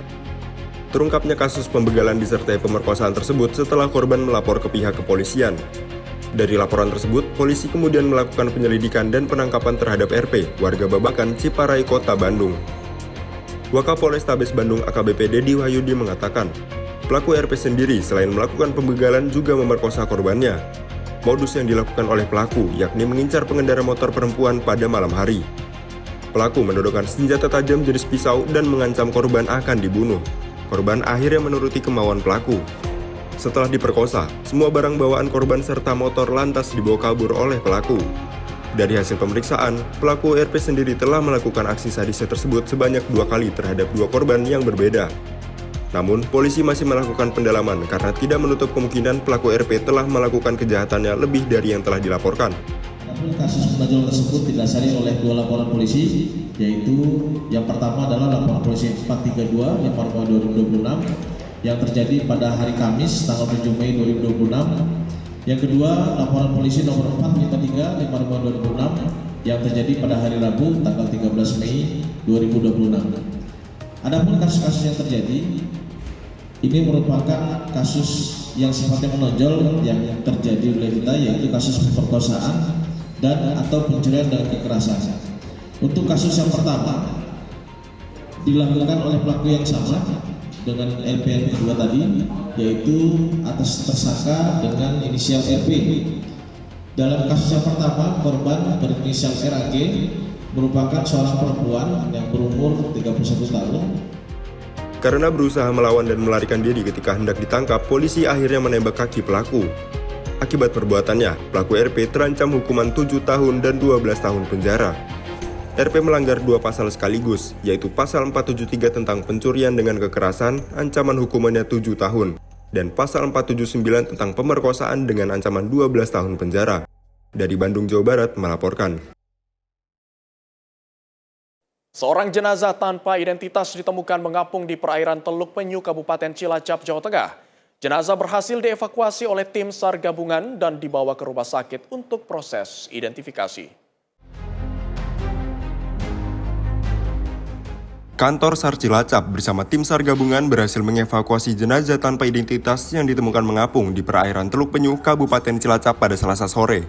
Laporan penemuan jenazah pertama kali diterima dari nelayan setempat yang melihat adanya tubuh ngapung di perairan. Menindaklanjuti informasi tersebut, kantor SAR Cilacap segera mengarahkan tim rescue menuju lokasi kejadian. Lokasi penemuan berada di sekitar 1,5 km dari kantor SAR Cilacap.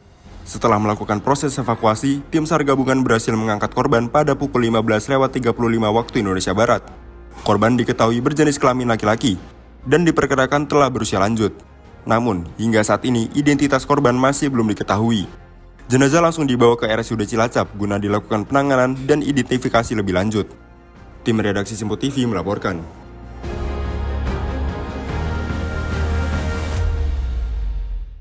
Pemirsa, hiburan sisingan atau odong-odong dalam acara khitanan memakan korban jiwa di Kabupaten Bekasi, Jawa Barat pada Selasa 2 Juni 2026 sore. 3 orang pekerja seni tewas dan 4 orang lainnya meninggal dunia saat berusaha mengangkat kabel yang melintang di jalan.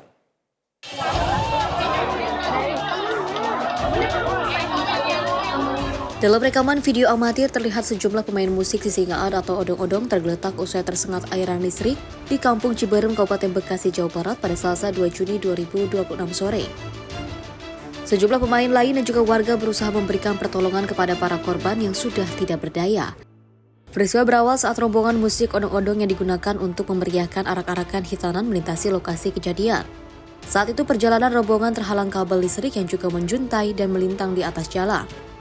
Agar kendaraan dapat melanjutkan perjalanan, seorang tim musik berusaha mengangkat kabel tersebut. Namun nahas korban tersengat aliran listrik dan juga merambat ke pemain musik lain yang berada di lokasi. Ya maju lagi dia, begitu dia mencuri kabel ya udah kontak. Oh nyangkut? Ya nyangkut. Lagi bahaya. Ini odong-odong hajatan atau apa? Iya, hajatan, odong-odong hajatan. Itu berapa orang Pak korbannya? Ya tadi mah yang tahu mereka ada 7 ya, 7 kan 6 ya udah. Cantum ada 7 orang. 7 orang yang pingsan itu. Nggak sadar lah ya? Iya nggak sadar. Tadi mah yang sadar kayaknya yang dilihat mah satu udah ada ini gitu. Korban lah yang satu udah pegang gitu. Ya awalnya mah dia habis asar berhenti, istirahat, habis asar istirahat terus maju lagi jalan. Awalnya maju lagi jalan. Jalan kan bentuk kabel ini kan. Pak ini arak-arakan berarti ya? Ya lagi arak. Arak yang arak mengarah. Pengantin sunat lah. Oh ini apa acaranya apa ini? Hajatan kerjaan. Oh hajatan apa kalau boleh tahu? Tanah nyunatin gitu. Oh nyunatin. Ukurannya iya odong. Jadi korbannya udah dibawa? Udah ke rumah sakit. Akibat kejadian ini 7 orang pemain odong-odong menjadi korban, 3 orang meninggal dunia, sementara 4 orang lainnya mengalami kondisi kritis. Korban telah dievakuasi ke rumah sakit untuk mendapatkan penanganan medis. Saat ini kasusnya masih dalam penanganan pihak kepolisian Polres Metro Bekasi. Dari Bekasi, Jawa Barat, jurnalis Simpo TV melaporkan. Sementara itu, seorang pria di Kabupaten Lampung Timur, Lampung diamankan polisi setelah diduga membunuh temannya sendiri dengan cara menggorok leher korban hingga nyaris putus. Motif pembunuhan diduga dipicu oleh masalah asmara.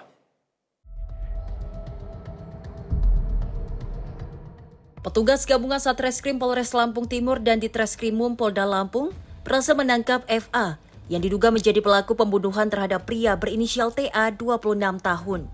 Tersangka ditangkap kurang dari 24 jam setelah membunuh korban seorang nelayan yang jasadnya ditemukan bersimbah darah dengan leher nyaris putus di pinggir irigasi Desa Karyatani, Kecamatan Labuhan Maringgai. Saat hendak ditangkap di rumah kerabatnya di Kecamatan Gunung Pelindung, tersangka sempat melakukan perlawanan dan berusaha melarikan diri, sehingga petugas terpaksa memberikan tindakan tegas terukur. Dari tangan tersangka, polisi mengamankan sebilah senjata tajam yang diduga digunakan untuk menghabisi nyawa korban, serta seperangkat alat hisap sabu. Polisi mengungkap hasil penyelidikan sementara menunjukkan pembunuhan tersebut diduga dipicu permasalahan asmara. Mengamankan salah seorang pelaku yang merupakan warga di Kecamatan Labuan Maringgai. Kita amankan di daerah Wendili. Kita sita dari pelaku ada sejumlah bom narkoba, kemudian juga ada alat senjata tajam yang digunakan, ada beberapa senjata tajam, dan pelaku inisial F yang merupakan warga Karyatani, Kecamatan Labuan Maringgai, Lampung Timur. Motif pembunuhan ini kita dapat simpulkan bahwa adanya motif karena kecemburuan asmara. Jadi pelaku ini cemburu dengan korban karena adanya motif asmara. Jadi cemburu pelaku, kemudian terjadilah kejadian tersebut. Saat ini tersangka FA telah ditahan di Mapolres Lampung Timur dan bakal dijerat pasal pembunuhan berencana dan terancam pidana penjara maksimal seumur hidup. Dari Lampung Timur, Lampung, jurnalis Simpo TV melaporkan. Operasi Cipta Kondisi yang digelar oleh aparat kepolisian sektor Grogol Petamburan di kawasan Tomang, Jakarta Barat berhasil menjaring seorang pria yang nekat membawa senjata tajam di balik celananya. Petugas gabungan turut menyita belasan unit sepeda motor yang tidak dilengkapi dengan surat-surat kendaraan resmi.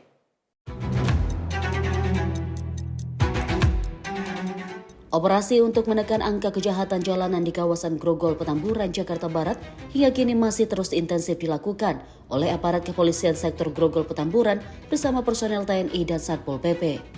Dalam razia ini, satu persatu kendaraan roda 2 yang gerak-gerik pengendaranya mencurigakan langsung dihentikan petugas guna dilakukan pemeriksaan badan dan bagasi kendaraan.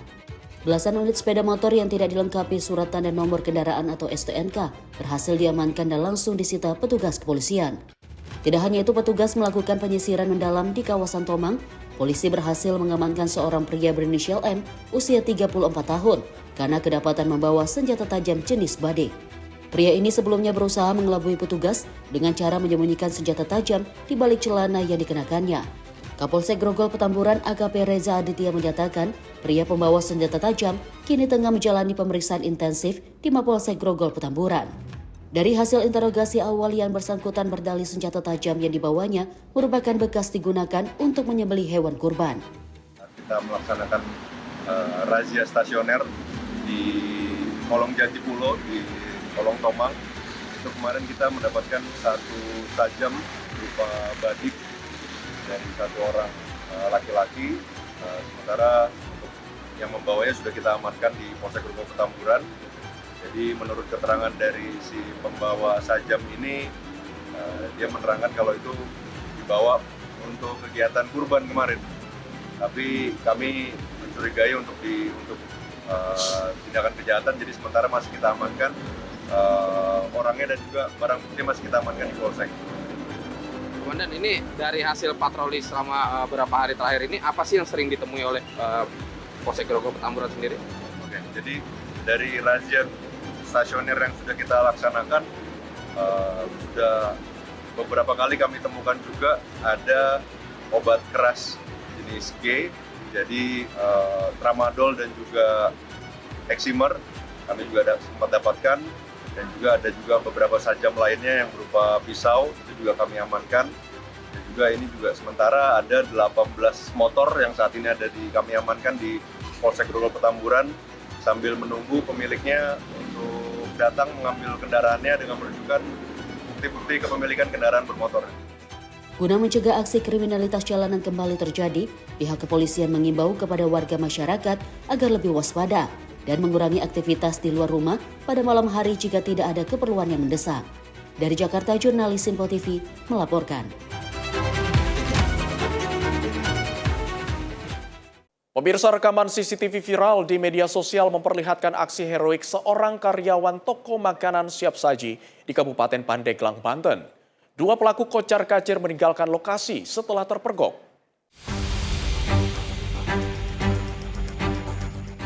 Seperti inilah rekaman kamera pengawas atau CCTV yang memperlihatkan detik-detik aksi pencurian motor di halaman toko makanan siap saji di Jalan Raya Pandeglang Labuan, tepatnya di Kampung Cekek, Kelurahan Cilaja, Kecamatan Pandeglang, Kabupaten Pandeglang, Senin 1 Juni 2026 malam.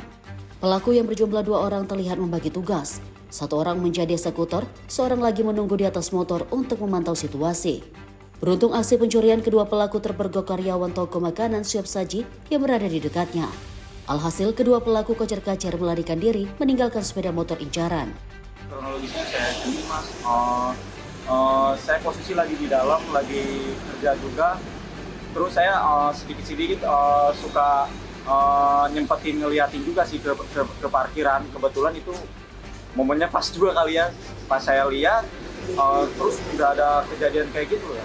Motor udah dia dibobol gitu, terus saya refleks aja langsung loncat. Nah, kalau untuk pelaku sendiri berapa orang sih, Om? Dia 2 orang, ada 2 orang. Yang satu temennya dia nungguin di sana bawa motor, yang satu dia operasi di sini, dia bawa motor. Dia langsung buka baju, terus dia kayak nyelipin senjata gitu. Saya takutnya dia nyelipin senjata api gitu, makanya saya udah agak berat gitu. Kalau pisau sih masih saya ladenin gitu kayaknya dia bawa senjata api deh kayaknya. Saya habis itu ya udah saya teriak aja. Nggak lama banyak masa juga sih. Setelah kejadian itu sempat lapor nggak ke polisi, Om? Langsung lapor ke polisi, polisi juga langsung ke TKP juga. Pasca kejadian, korban bersama pihak manajemen toko melaporkan insiden pencurian ini kepada pihak kepolisian. Rekaman CCTV kini sudah diserahkan kepada petugas guna membantu proses penyelidikan dan memburu kedua pelaku yang identitasnya sudah diketahui. Dari Pandeglang, Banten, jurnalis Info TV melaporkan. Sebanyak 3 orang mengalami luka bakar dan 5 rumah warga rusak berat akibat ledakan tabung gas 3 kg di Jalan Musolah, Kalisari, Pasar Rebo, Jakarta Timur pada Minggu 31 Mei 2026 pagi. Peristiwa ledakan terekam kamera pengawas.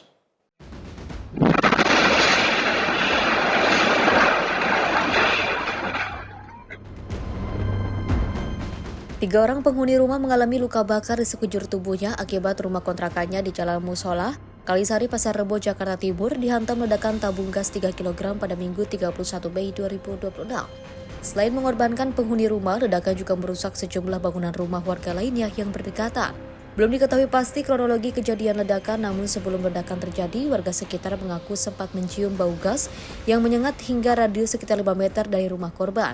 Diduga kebocoran tabung gas ini memicu ledakan. Ketiga korban yaitu pasangan suami istri Wawan Tisnawati, Evi Septiani, dan juga anak laki-lakinya berinisial MA dilarikan ke Rumah Sakit Pasar Rebo guna penanganan medis. Sementara untuk 2 anak laki-laki lain dan seorang kerabat korban yang saat kejadian berada di lantai 2 rumah selamat, mereka hanya mengalami syok akibat kejadian. Sangat menyengat sebelum ada ledakan. Saya sendiri berinisiatif, tabung mau habis kali ini, saya cabut regulator saya, regulator anak saya. Nah, setelah saya cabut, saya pikir ya sudah mungkin dari ini kali saya kan. Akhirnya saya istirahat lagi, bertahan. Nah, setelah ini anak saya masih ribut, tuh baunya masih banyak gitu, menyengat. Karena setelah anak saya bilang begitu ke istri saya, timbullah ledakan yang sangat dahsyat. Artinya belum sempat mencari titik dari mana gas itu berasal, sudah terjadi ledakan. Penghuni rumah yang ada lokasi ledakan sudah keluar, tapi posisi masih bisa berjalan dengan kondisi yang sangat mengenaskan, yaitu gosong. Kalau untuk isi rumah yang terjadi ledakan itu ada 6 orang. Suami, istri, anak 3 sama adiknya. Nah, untuk yang luka bakar, korban yang luka bakar hampir 100% itu suami, istri, sama anak yang pertama. Saya ada di kamar posisi saya. Saya hanya lari keluar, saya fokus menyelamatkan anak dan cucu saya sama istri, anak lah. Saya evakuasi dulu, baru saya setelah melihat ternyata rumah sisi saya masih seruangan lain. Dari pihak kepolisian, Reskrim sudah investigasi. Siap. Yang dibawa oleh pihak kepolisian? Untuk barang bukti 1 tabung gas sama kompor. Kejadian ini ditangani aparat kepolisian Polsek Pasar Rebo, Jakarta Timur untuk penyelidikan lebih lanjut. Tim redaksi Simpo TV melaporkan. Sementara itu, petugas gabungan dari Polres dan Polsek Jakarta Barat menggelar operasi skala besar di sejumlah wilayah rawan. Petugas mengamankan 2 orang pria yang kedapatan membawa puluhan butir obat-obatan jenis tramadol tanpa izin edar. 2 orang pengendara motor berinisial RA dan FN hanya bisa pasrah saat diamankan oleh petugas kepolisian gabungan. Kedua pria tidak berkutik karena kedapatan membawa 4 lembar berisi 40 butir obat keras jenis tramadol yang disembunyikan di balik pakaiannya. Kedua pria berusia 28 tahun ini terjaring razia saat petugas kepolisian gabungan dari Polsek dan Polres Jakarta Barat tengah menggelar operasi kejahatan jalanan di kawasan Jalan Gajah Mada, Kecamatan Taman Sari, Jakarta Barat. Tidak berhenti di situ saja, operasi skala besar ini kemudian dilanjutkan dengan menyisir sejumlah wilayah yang dikenal rawan aksi kriminalitas maupun tawuran remaja, seperti di kawasan Palmerah dan Tambora. Dalam operasi ini, setiap pengendara motor yang beraktivitas pada dini hari dan gerak-geriknya mencurigakan, langsung dihentikan oleh petugas. Polisi kemudian melakukan penggeledahan pada pakaian yang dikenakan hingga memeriksa seluruh isi bagasi sepeda motor pengendara. Operasi kejahatan jalanan ini sengaja masif dilakukan oleh pihak kepolisian gabungan untuk mempersempit ruang gerak para pelaku begal, curanmor, serta maraknya aksi tawuran. Langkah ini diharapkan dapat memberikan rasa aman dan nyaman bagi masyarakat yang masih harus beraktivitas pada malam hingga dini hari. Kejahatan jalanan, ya mudah-mudahan upaya yang terus kita lakukan sampai malam hari ini bisa memberikan manfaat, setidaknya bisa memberikan keamanan, kenyamanan bagi masyarakat khususnya di wilayah hukum Jakarta Barat. Saya sangat yakin, tentu namanya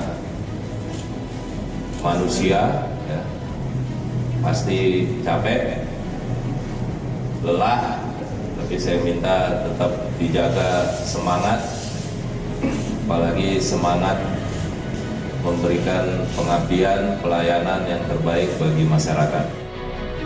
Pihak kepolisian juga terus mengimbau kepada seluruh lapisan masyarakat agar segera melaporkan setiap mengetahui adanya tindakan pidana atau aktivitas kriminalitas di lingkungan mereka dengan menghubungi layanan bebas pulsa call center Polri di nomor 110. Dari Jakarta, jurnalis Simpo TV melaporkan. Aparat kepolisian sektor Cibatu, Kabupaten Garut, Jawa Barat kembali mengungkap kasus peredaran obat-obatan keras daftar G secara ilegal. Petugas gabungan meringkus seorang remaja yang diduga menjadi pengedar dan menyita ratusan butir obat keras siap edar.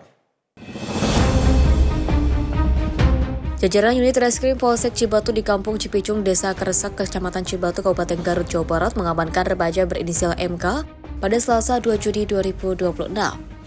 Pelaku tidak berkutik saat petugas kepolisian datang secara tiba-tiba ke kediamannya. Petugas berhasil menemukan sebanyak 767 butir obat keras berbagai merek tanpa izin edar resmi. Ratusan pil diketahui disembunyikan oleh pelaku di dalam sebuah bungkus plastik berwarna hitam. Polisi juga turut menyita sejumlah uang tunai hasil transaksi yang nilainya mencapai jutaan rupiah. Seluruh barang bukti diduga kuat sangat berkaitan dengan aktivitas peredaran obat keras ilegal yang selama ini dijalankan oleh tersangka. Saat proses penggerebekan berlangsung, petugas juga turut mengamankan satu orang lainnya yang diduga kuat merupakan konsumen saat bertransaksi. Guna kepentingan penyelidikan, keduanya langsung digelandang menuju Mapolsek Cibatu untuk menjalani pemeriksaan intensif. Ya betulan ini sudah menjadi target, kita sudah mengamati, dan tadi ketika kita melakukan patroli, diketahui sedang melakukan transaksi penjualan obat.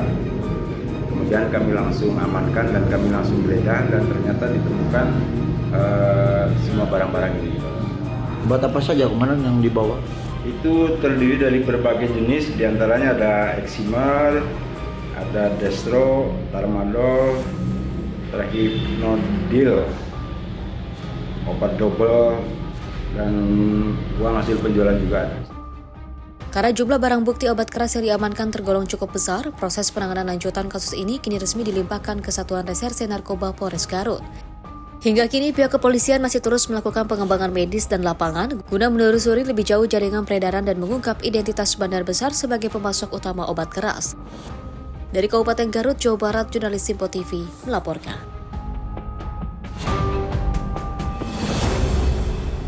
Pemirsa, Subdit 5 Siber Ditreskrimsus Polda Sumatera Selatan membongkar jaringan black market lintas provinsi. Para pelaku menggunakan modus jasa suntik email ilegal serta menyalahgunakan dokumen paspor milik warga negara asing untuk mengaktifkan provider telekomunikasi. Sitaan ratusan unit telepon seluler black market atau BM dari berbagai merek terutama jenis iPhone Inter ilegal diungkap oleh Direktorat Reserse Kriminal khusus Polda Sumatera Selatan sebagai barang bukti utama rekayasa email lintas provinsi. Wakil Direktur Kriminal Khusus Polda Sumsel AKBP Listiono Dwi Nugroho mengatakan bahwa pengungkapan kasus ini berawal dari aksi penyamaran atau undercover buy yang dilakukan anggota cyber di salah satu pusat perbelanjaan Kompleks Ruko PS Kota Palembang. Modus yang digunakan para pelaku adalah menawarkan unit iPhone Inter ilegal dari luar negeri dengan harga yang miring. Guna mengakali blokir sinyal oleh pemerintah, mereka menyediakan jasa suntik email berkala setiap 3 bulan sekali dengan memungut biaya Rp250.000 kepada konsumen. Untuk meluruskan proses aktivitas jaringan, 2 tersangka di Palembang bekerjasama dengan 2 rekannya yang berada di Provinsi Bali. Mereka memanfaatkan aplikasi khusus registrasi turis asing dengan memakai data paspor warga negara asing secara ilegal. 4 tersangka yang kini berhasil diamankan petugas berinisial IC, IBR, dan juga AR. Adalah atas kerja keras dan arahan dari Bapak Dirkrimsus Polda Sumatera Selatan, anggota cyber melakukan upaya penyelidikan dari informasi masyarakat tentang adanya penjualan handphone dari luar negeri yang kita sebutnya black market dengan cara menyuntik email. Nah, dari informasi tersebut kemudian Direktur memberikan arahan dan petunjuk sehingga anggota melakukan kegiatan kepolisian sehingga kita bisa mengungkap adanya jual beli HP ilegal atau HP iPhone Inter dan nasional yang diaktifasi email turis di daerah Sumatera Selatan. Mendapatkan info dari masyarakat bahwa ada salah satu counter yang berlokasi di Kompleks Ruko PS Palembang, yaitu counter HP RG Ponsel yang menjual HP iPhone Inter atau black market yang sudah diaktifasi email turis sehingga aktif sinyal provider Indonesia selama 3 bulan. Jadi untuk aktivasi emailnya ini disuntiknya per tiap 3 bulan dengan membayar nilai sebesar Rp250.000. Itu tersebut kita amankan beberapa tersangka. Dan ini kami kembangkan sampai ke Jawa Timur, sampai ke Batam, dan juga sampai ke Bali. Dengan nanti ada beberapa tersangka yang kami bawa ke Sumatera Selatan. Tersangka melakukan aktivasi email turis melalui website myretail.indosatooredo.com. 31D Travel on for WNA Activation dari provider 3 dengan menggunakan manipulasi data seolah-olah data yang otentik dengan menggunakan paspor warga negara asing tanpa seizin pemilik paspor warga negara asing tersebut dan barcode email turis editan. Dari hasil penyelidikan diperkirakan sudah ada ribuan unit iPhone black market yang berhasil dijual oleh sindikat ini ke dalam masyarakat Kota Palembang. Ditreskrimsus Polda Sumsel menegaskan akan terus melakukan pengembangan intensif guna memburu supplier besar atau importir utama yang memasok barang ilegal. Dari Palembang, Sumatera Selatan, jurnalis Simpo TV melaporkan. 2 orang pengemis jalanan yang nekat meminta-minta dengan menggunakan kostum hantu pocong diamankan oleh petugas Dinas Sosial Jakarta Timur pada Selasa 2 Juni 2026 malam. Kedua pengemis ini diamankan saat sedang meminta-minta di pinggir jalan.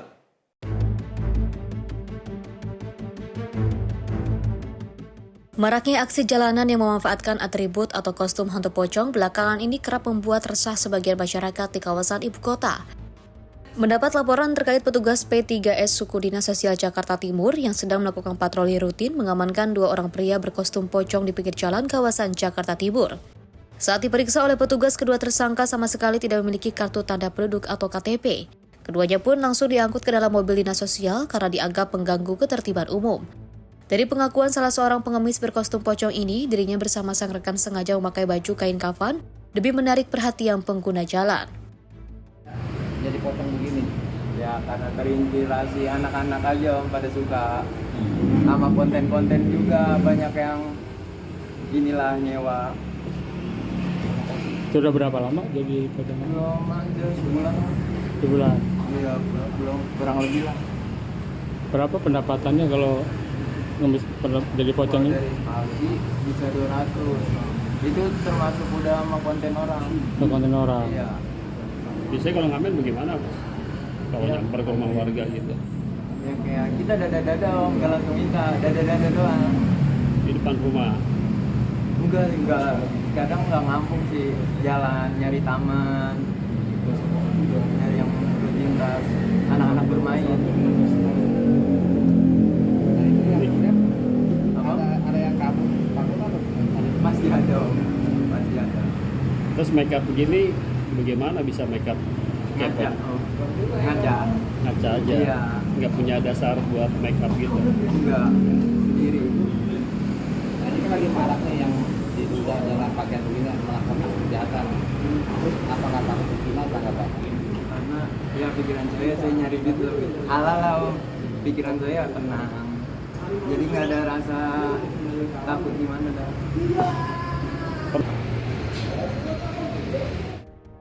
Pihak suku dinas sosial sengaja mengamankan kedua pengemis ini sebagai langkah antisipasi, mengingat saat ini tengah marak modus kejahatan jalanan dengan menggunakan kostum pocong. Jadi jelaskan Bang terkait pengamanan dua orang pengemis bergaya pocong ini? Ya, kebetulan kita sedang melakukan patroli wilayah. Kalau tadi saat lintas kita menjumpai dua orang pengemis bergaya pocong. Karena belakangan ini sedang viral tentang maraknya orang-orang yang berpakaian pocong dan meresahkan masyarakat. Makanya saat ini yang bersangkutan kita amankan. Untuk tindakan selanjutnya gimana? Tadi setelah kita periksa karena mereka membawa tas gendong, ternyata aman, tidak ada barang-barang membahayakan, dan informasinya mereka memang setiap hari melakukan hal seperti ini untuk mengemis dengan menggunakan kostum pocong.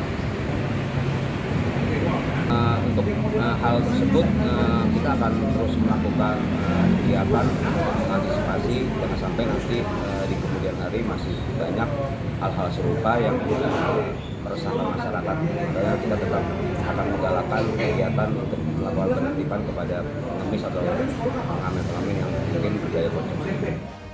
Untuk kepentingan proses rehabilitas dan juga pembinaan, kedua pengemis berkostum pocong ini kini dibawa menuju ke panti sosial milik Dinas Sosial Jakarta Timur, sudah dilakukan pendataan dan dikembalikan ke daerah asalnya. Dari Jakarta Timur, jurnalis Simpo TV melaporkan.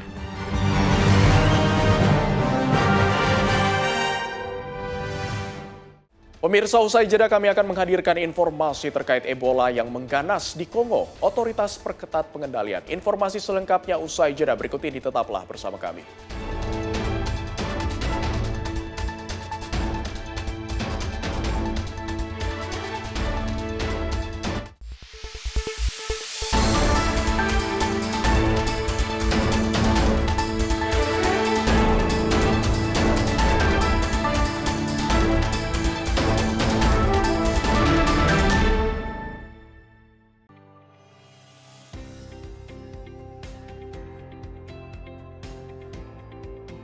Beragam informasi terbaru hadir menemani Anda sebelum memulai hari. Waktu terbaik dengan rangkaian topik terpilih, dikemas dengan ulasan yang mendalam.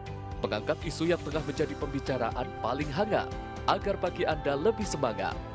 Jadi pastikan pagi hari Anda lebih bermakna bersama rangkaian berita yang telah kami rangkum untuk Anda.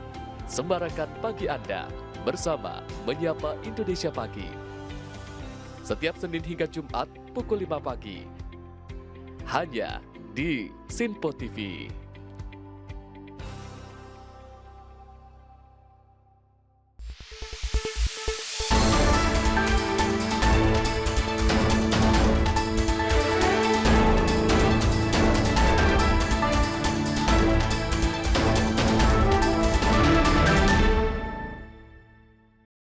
Anda kembali bersama kami dalam ruang redaksi. Pemirsa, kita lanjutkan informasi dari wabah Ebola di Republik Demokratik Kongo terus menjadi perhatian dunia.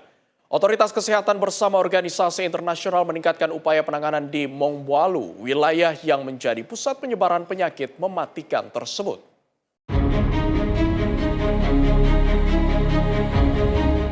Sejumlah penumpang terlihat menjalani proses disinfeksi dan pemeriksaan kesehatan di pos pengendalian wabah di Provinsi Ituri, Republik Demokratik Kongo.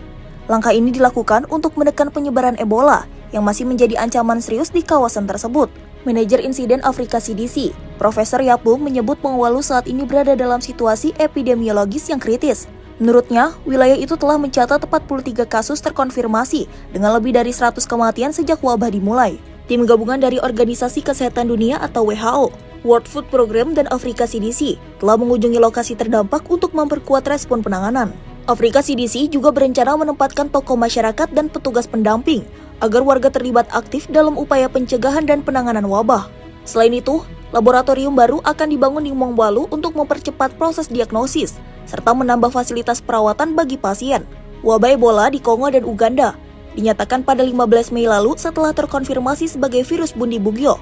Organisasi Kesehatan Dunia kemudian menetapkan sebagai darurat kesehatan masyarakat internasional pada 17 Mei. Hingga kini, Kongo melaporkan 125 kasus terkonfirmasi dan 17 kematian, serta lebih dari 1.000 kasus suspek dengan ratusan kematian yang masih dalam penyelidikan. Tim redaksi Sinpo TV melaporkan. Wakil Menteri Pertahanan Ukraina Myslav Banik menegaskan bahwa drone yang terkadang masuk ke wilayah negara Eropa bukanlah bagian dari operasi serangan Ukraina. Pernyataan itu disampaikan saat sidang Majelis Parlemen NATO di Vilnius, Lithuania.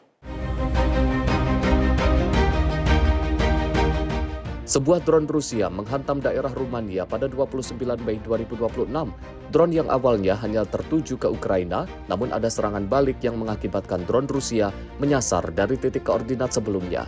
Wakil Menteri Pertahanan Ukraina, Myslav Bank, menolak kritik terkait drone Ukraina yang dilaporkan tersasar ke sejumlah negara Eropa. Menurutnya, insiden tersebut merupakan dampak dari invasi skala penuh Rusia yang dimulai pada tahun 2022. Banik menegaskan bahwa Ukraina tidak meluncurkan drone ke wilayah Eropa secara sengaja. Ia menyebut penggunaan drone merupakan bagian dari strategi pertahanan dan upaya melawan serangan Rusia di darat, laut maupun udara. We are not launching the drones into Europe. This is the counter-drones strategy for us to fight with them in the sea, in the sky, on the ground. Sebelumnya Rusia menuduh sejumlah negara di kawasan Balkan membantu operasi drone Ukraina dengan memberikan akses wilayah dan ruang udara. Tuduhan itu dibantah oleh negara-negara terkait. Dalam beberapa bulan terakhir, sejumlah insiden drone Ukraina dilaporkan terjadi di negara anggota NATO, salah satunya di Romania, di mana sebuah drone diduga jatuh setelah lintasannya berubah akibat tembakan pertahanan udara. Presiden Romania Nicu Sordan menyatakan bahwa drone tersebut kemungkinan telah ditembak saat melintasi kota Reni di Ukraina sehingga arah terbangnya berubah dan berakhir di wilayah Galati. Sementara itu Presiden Rusia Vladimir Putin menegaskan bahwa asal-usul sebuah pesawat atau drone tidak dapat ditentukan sebelum proses investigasi resmi selesai dilakukan.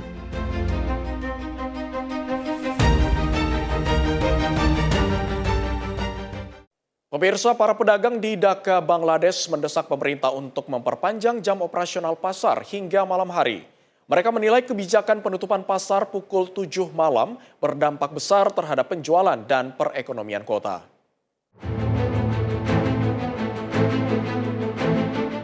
Rekaman video memperlihatkan pusat perbelanjaan Chinatown Shopping Center di Dhaka dalam kondisi tertutup. Petugas keamanan dan pedagang terlihat menutup toko sesuai aturan baru pemerintah. Para pedagang menyebut mayoritas pembeli datang pada malam hari, terutama setelah sholat maghrib, karena cuaca siang yang panas. আমাদের কাস্টমারগুলো বেশিরভাগ আসেই সন্ধ্যার পর।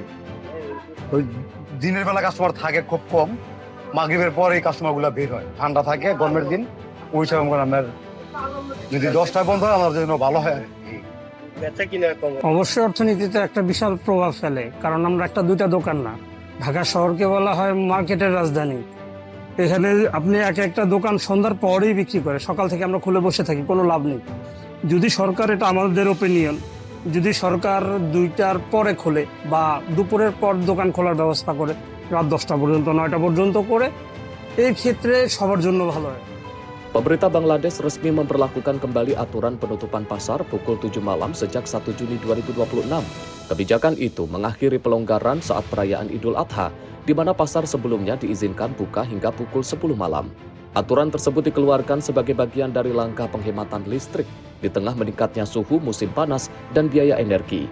Pemerintah juga memerintahkan pemadaman lampu iklan dan membatasi kegiatan pameran serta acara hiburan hanya sampai pukul 7 malam. Bangladesh saat ini menghadapi tekanan pasokan energi, terutama akibat gangguan pelayaran di Selat Hormuz yang menjadi jalur penting distribusi minyak dunia. Tim redaksi Sinpo TV melaporkan. Aktivis global Sumut Flotilla mengecam penahanan 11 rekan mereka di Libya saat menjalankan misi darat untuk mengirimkan bantuan kemanusiaan ke Gaza. Mereka menuntut pembebasan segera dan menghentikan targeting terhadap misi kemanusiaan.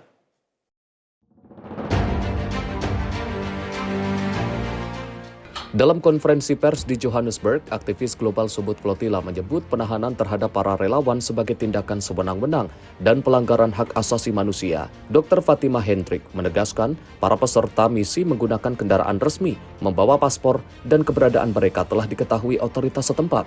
Ia juga menyerukan agar militerisasi dan penargetan terhadap misi kemanusiaan dihentikan, baik terhadap konvoi darat maupun armada bantuan laut menuju Gaza. Our participants drove in registered vehicles. They had their passports. They were known to authorities. This was their third attempt. So these arguments do not stand and hold. This is a breach of their right, of their human rights. And we have to, as a collective, make voice that the targeting and militarization of humanitarian missions has to be stopped. Whether it's the flotilla and the flotillas that have been sailing, or it's the land convoy and other mission. Konvoi global Sumut yang beranggotakan lebih dari 200 peserta dari 35 negara, membawa 10 ambulans serta pasokan makanan dan medis. Misi itu resmi dihentikan pada 28 Mei 2026 setelah sejumlah anggota ditangkap di wilayah Sirte, Libya Tengah. 10 aktivis dilaporkan ditahan di Libya Timur, sementara 1 orang lainnya ditahan di Libya Barat. Otoritas Government of National Stability atau GNS menyatakan para aktivis ditahan karena tidak menyelesaikan prosedur hukum dan izin perjalanan yang diperlukan untuk melintasi wilayah Libya menuju Gaza. Tim redaksi Sinpo TV melaporkan. Wabah Ebola di Republik Demokratik Kongo terus menjadi perhatian dunia. Otoritas kesehatan bersama organisasi internasional meningkatkan upaya penanganan di Mongwalu, wilayah yang menjadi pusat penyebaran penyakit mematikan tersebut.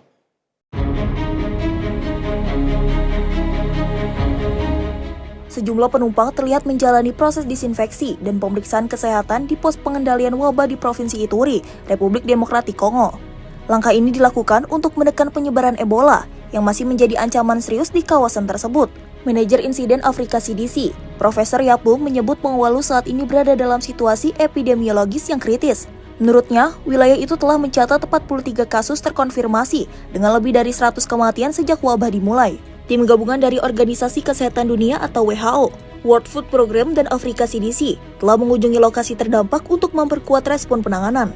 Afrika CDC juga berencana menempatkan tokoh masyarakat dan petugas pendamping agar warga terlibat aktif dalam upaya pencegahan dan penanganan wabah.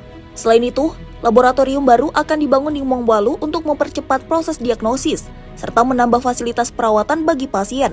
Wabah Ebola di Kongo dan Uganda dinyatakan pada 15 Mei lalu setelah terkonfirmasi sebagai virus Bundibugyo. Organisasi Kesehatan Dunia kemudian menetapkan sebagai darurat kesehatan masyarakat internasional pada 17 Mei. Hingga kini, Kongo melaporkan 125 kasus terkonfirmasi dan 17 kematian, serta lebih dari 1.000 kasus suspek dengan ratusan kematian yang masih dalam penyelidikan. Tim redaksi Sinpo TV melaporkan. Sementara itu pemirsa, kebakaran hutan melanda kawasan El Valle di Murcia, Spanyol. Ratusan petugas diterjunkan untuk menjinakkan api yang telah menghanguskan lebih dari 100 hektar lahan dan memaksa warga mengungsi. Rekaman video memperlihatkan petugas Civil Guard membantu operasi pemadaman kebakaran hutan di kawasan Carrascoy, El Valle, Spanyol. Kepulan asap tebal terlihat membumbung dari perbukitan yang terbakar. Otoritas setempat menyatakan kebakaran telah menghanguskan sekitar 110 hektar hutan pinus dan semak belukar. Untuk menangani kebakaran ini, sekitar 250 personel darat dan 12 unit pemadam udara diterjunkan ke lokasi. Sebagai langkah antisipasi, otoritas setempat mengevakuasi sekitar 50 keluarga atau lebih dari 100 warga dari wilayah yang terancam. Kebakaran terjadi saat wilayah Murcia dilanda gelombang panas ekstrim dengan suhu mencapai lebih dari 39 derajat Celcius. Angin kencang yang bertiup di kawasan tersebut juga memperumit upaya awal pemadaman. Pihak berwenang menegaskan prioritas utama saat ini adalah melindungi permukiman warga dan mencegah api merambat ke kawasan hunian. Untuk memperkuat operasi, unit darurat militer Spanyol mengerahkan 170 personel dan 50 kendaraan tambahan ke lokasi kebakaran. Hingga kini, penyebab kebakaran dan total kerusakan yang ditimbulkan masih dalam penyelidikan otoritas setempat. Tim redaksi Sinpo TV melaporkan. Banjir akibat meluapnya Sungai Efrat di Suriah Timur memaksa warga kembali menggunakan perahu karet untuk beraktivitas. Rusaknya jembatan darurat memutus akses antar wilayah dan menyulitkan mobilitas ribuan warga.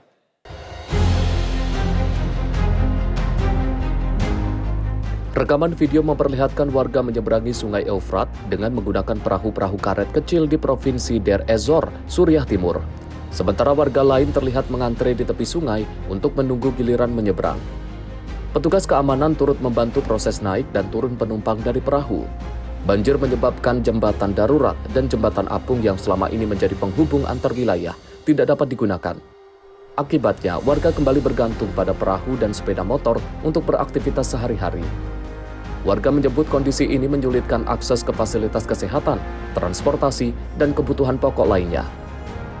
Pemerintah Provinsi Deir ez-Zor menyatakan ketinggian air Sungai Efrat kini berangsur stabil setelah melewati masa paling kritis. Sebelumnya, pemerintah Suriah dan tim tanggap darurat telah melakukan langkah cepat untuk melindungi warga, lahan pertanian, dan infrastruktur dari ancaman banjir. Pemerintah transisi Suriah menuduh pembukaan pintu air di bendungan Ataturk oleh Turki menjadi penyebab meningkatnya debit air sungai secara mendadak. Namun otoritas air Turki menyatakan pelepasan air dilakukan secara terkendali, menyusul meningkatnya volume waduk akibat curah hujan tinggi dalam beberapa bulan terakhir. Tim redaksi Sinpo TV melaporkan.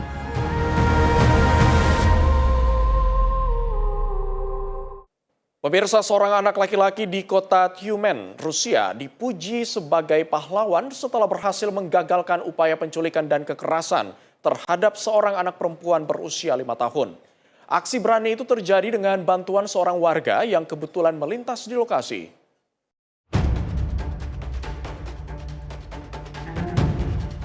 Rekaman CCTV memperlihatkan seorang pria berusia 44 tahun diidentifikasi bernama Alexei Novak membawa paksa seorang anak perempuan masuk ke dalam gedung apartemen. Dalam rekaman tersebut, seorang bocah laki-laki terlihat berusaha menghalangi pelaku menutup pintu apartemen. Tak lama kemudian, seorang perempuan berusia 31 tahun yang dikenal dengan nama Yulia berlari masuk ke area tangga setelah menyadari terjadinya insiden. Yulia langsung menghadapi pelaku dan menyelamatkan anak perempuan tersebut. Pihak kepolisian kemudian menangkap Alexei Novak. Ia dikabarkan telah mengakui perbuatannya dalam kasus kekerasan seksual terhadap anak. Hingga kini, pihak berwenang masih melanjutkan penyelidikan terkait kasus tersebut. Aksi heroik bocah laki-laki itu pun langsung menjadi sorotan dan menuai pujian dari warganet. Banyak yang menyebut keberanian bocah tersebut berhasil menyelamatkan masa depan seorang anak kecil dari kejahatan mengerikan. Tim redaksi Sinpo TV melaporkan.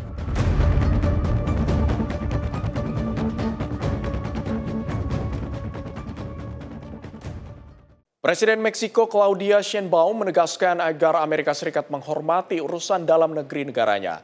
Pernyataan itu disampaikan setelah muncul ketegangan diplomatik terkait komentar Duta Besar Amerika Serikat untuk Meksiko, Ronald Johnson.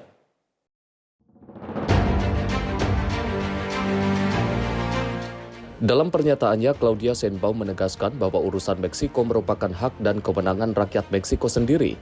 Sheinbaum meminta agar Duta Besar Amerika Serikat Ronald Johnson tetap fokus pada hubungan bilateral dan tidak mencampuri persoalan politik dalam negeri negaranya. Meski demikian, Presiden Meksiko menegaskan bahwa pemerintahannya tetap terbuka untuk bekerja sama dengan Amerika Serikat dalam bidang keamanan dan pemberantasan kejahatan terorganisir. Es muy importante también, lo digo respetuosamente, pues recordar que es importante que los embajadores se queden en el tema de la coordinación y la colaboración. Los embajadores tienen que ser respetuosos de los asuntos políticos internos de los países. Nuestro embajador en Estados Unidos, en Francia, nuestra embajadora en cualquier lugar del mundo, Australia, India, pues no opinan sobre los asuntos políticos de los países, porque nuestra Constitución establece claramente la autodeterminación de los pueblos y el respeto, la no intervención. Entonces hay que recordar también pues que es importante que el embajador pues se quede en el tema bilateral y que respete los asuntos internos de nuestro país, porque los asuntos de México le corresponden a las y a los mexicanos. Pernyataan itu muncul setelah Ronald Johnson melalui media sosial X menyebut bahwa Meksiko dianggap mempolitisasi upaya pemberantasan kartel narkoba. Ia menilai hal itu menjadi kesempatan yang terlewatkan untuk memperkuat kerjasama antara kedua negara. Sebelumnya, Sheinbaum juga menuduh Amerika Serikat telah melakukan campur tangan terhadap urusan internal Meksiko.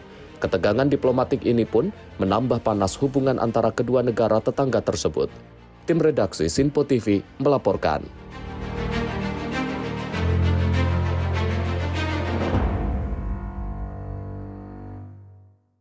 Pemirsa, informasi tadi sekaligus mengakhiri jumpa kita dalam ruang redaksi edisi kali ini.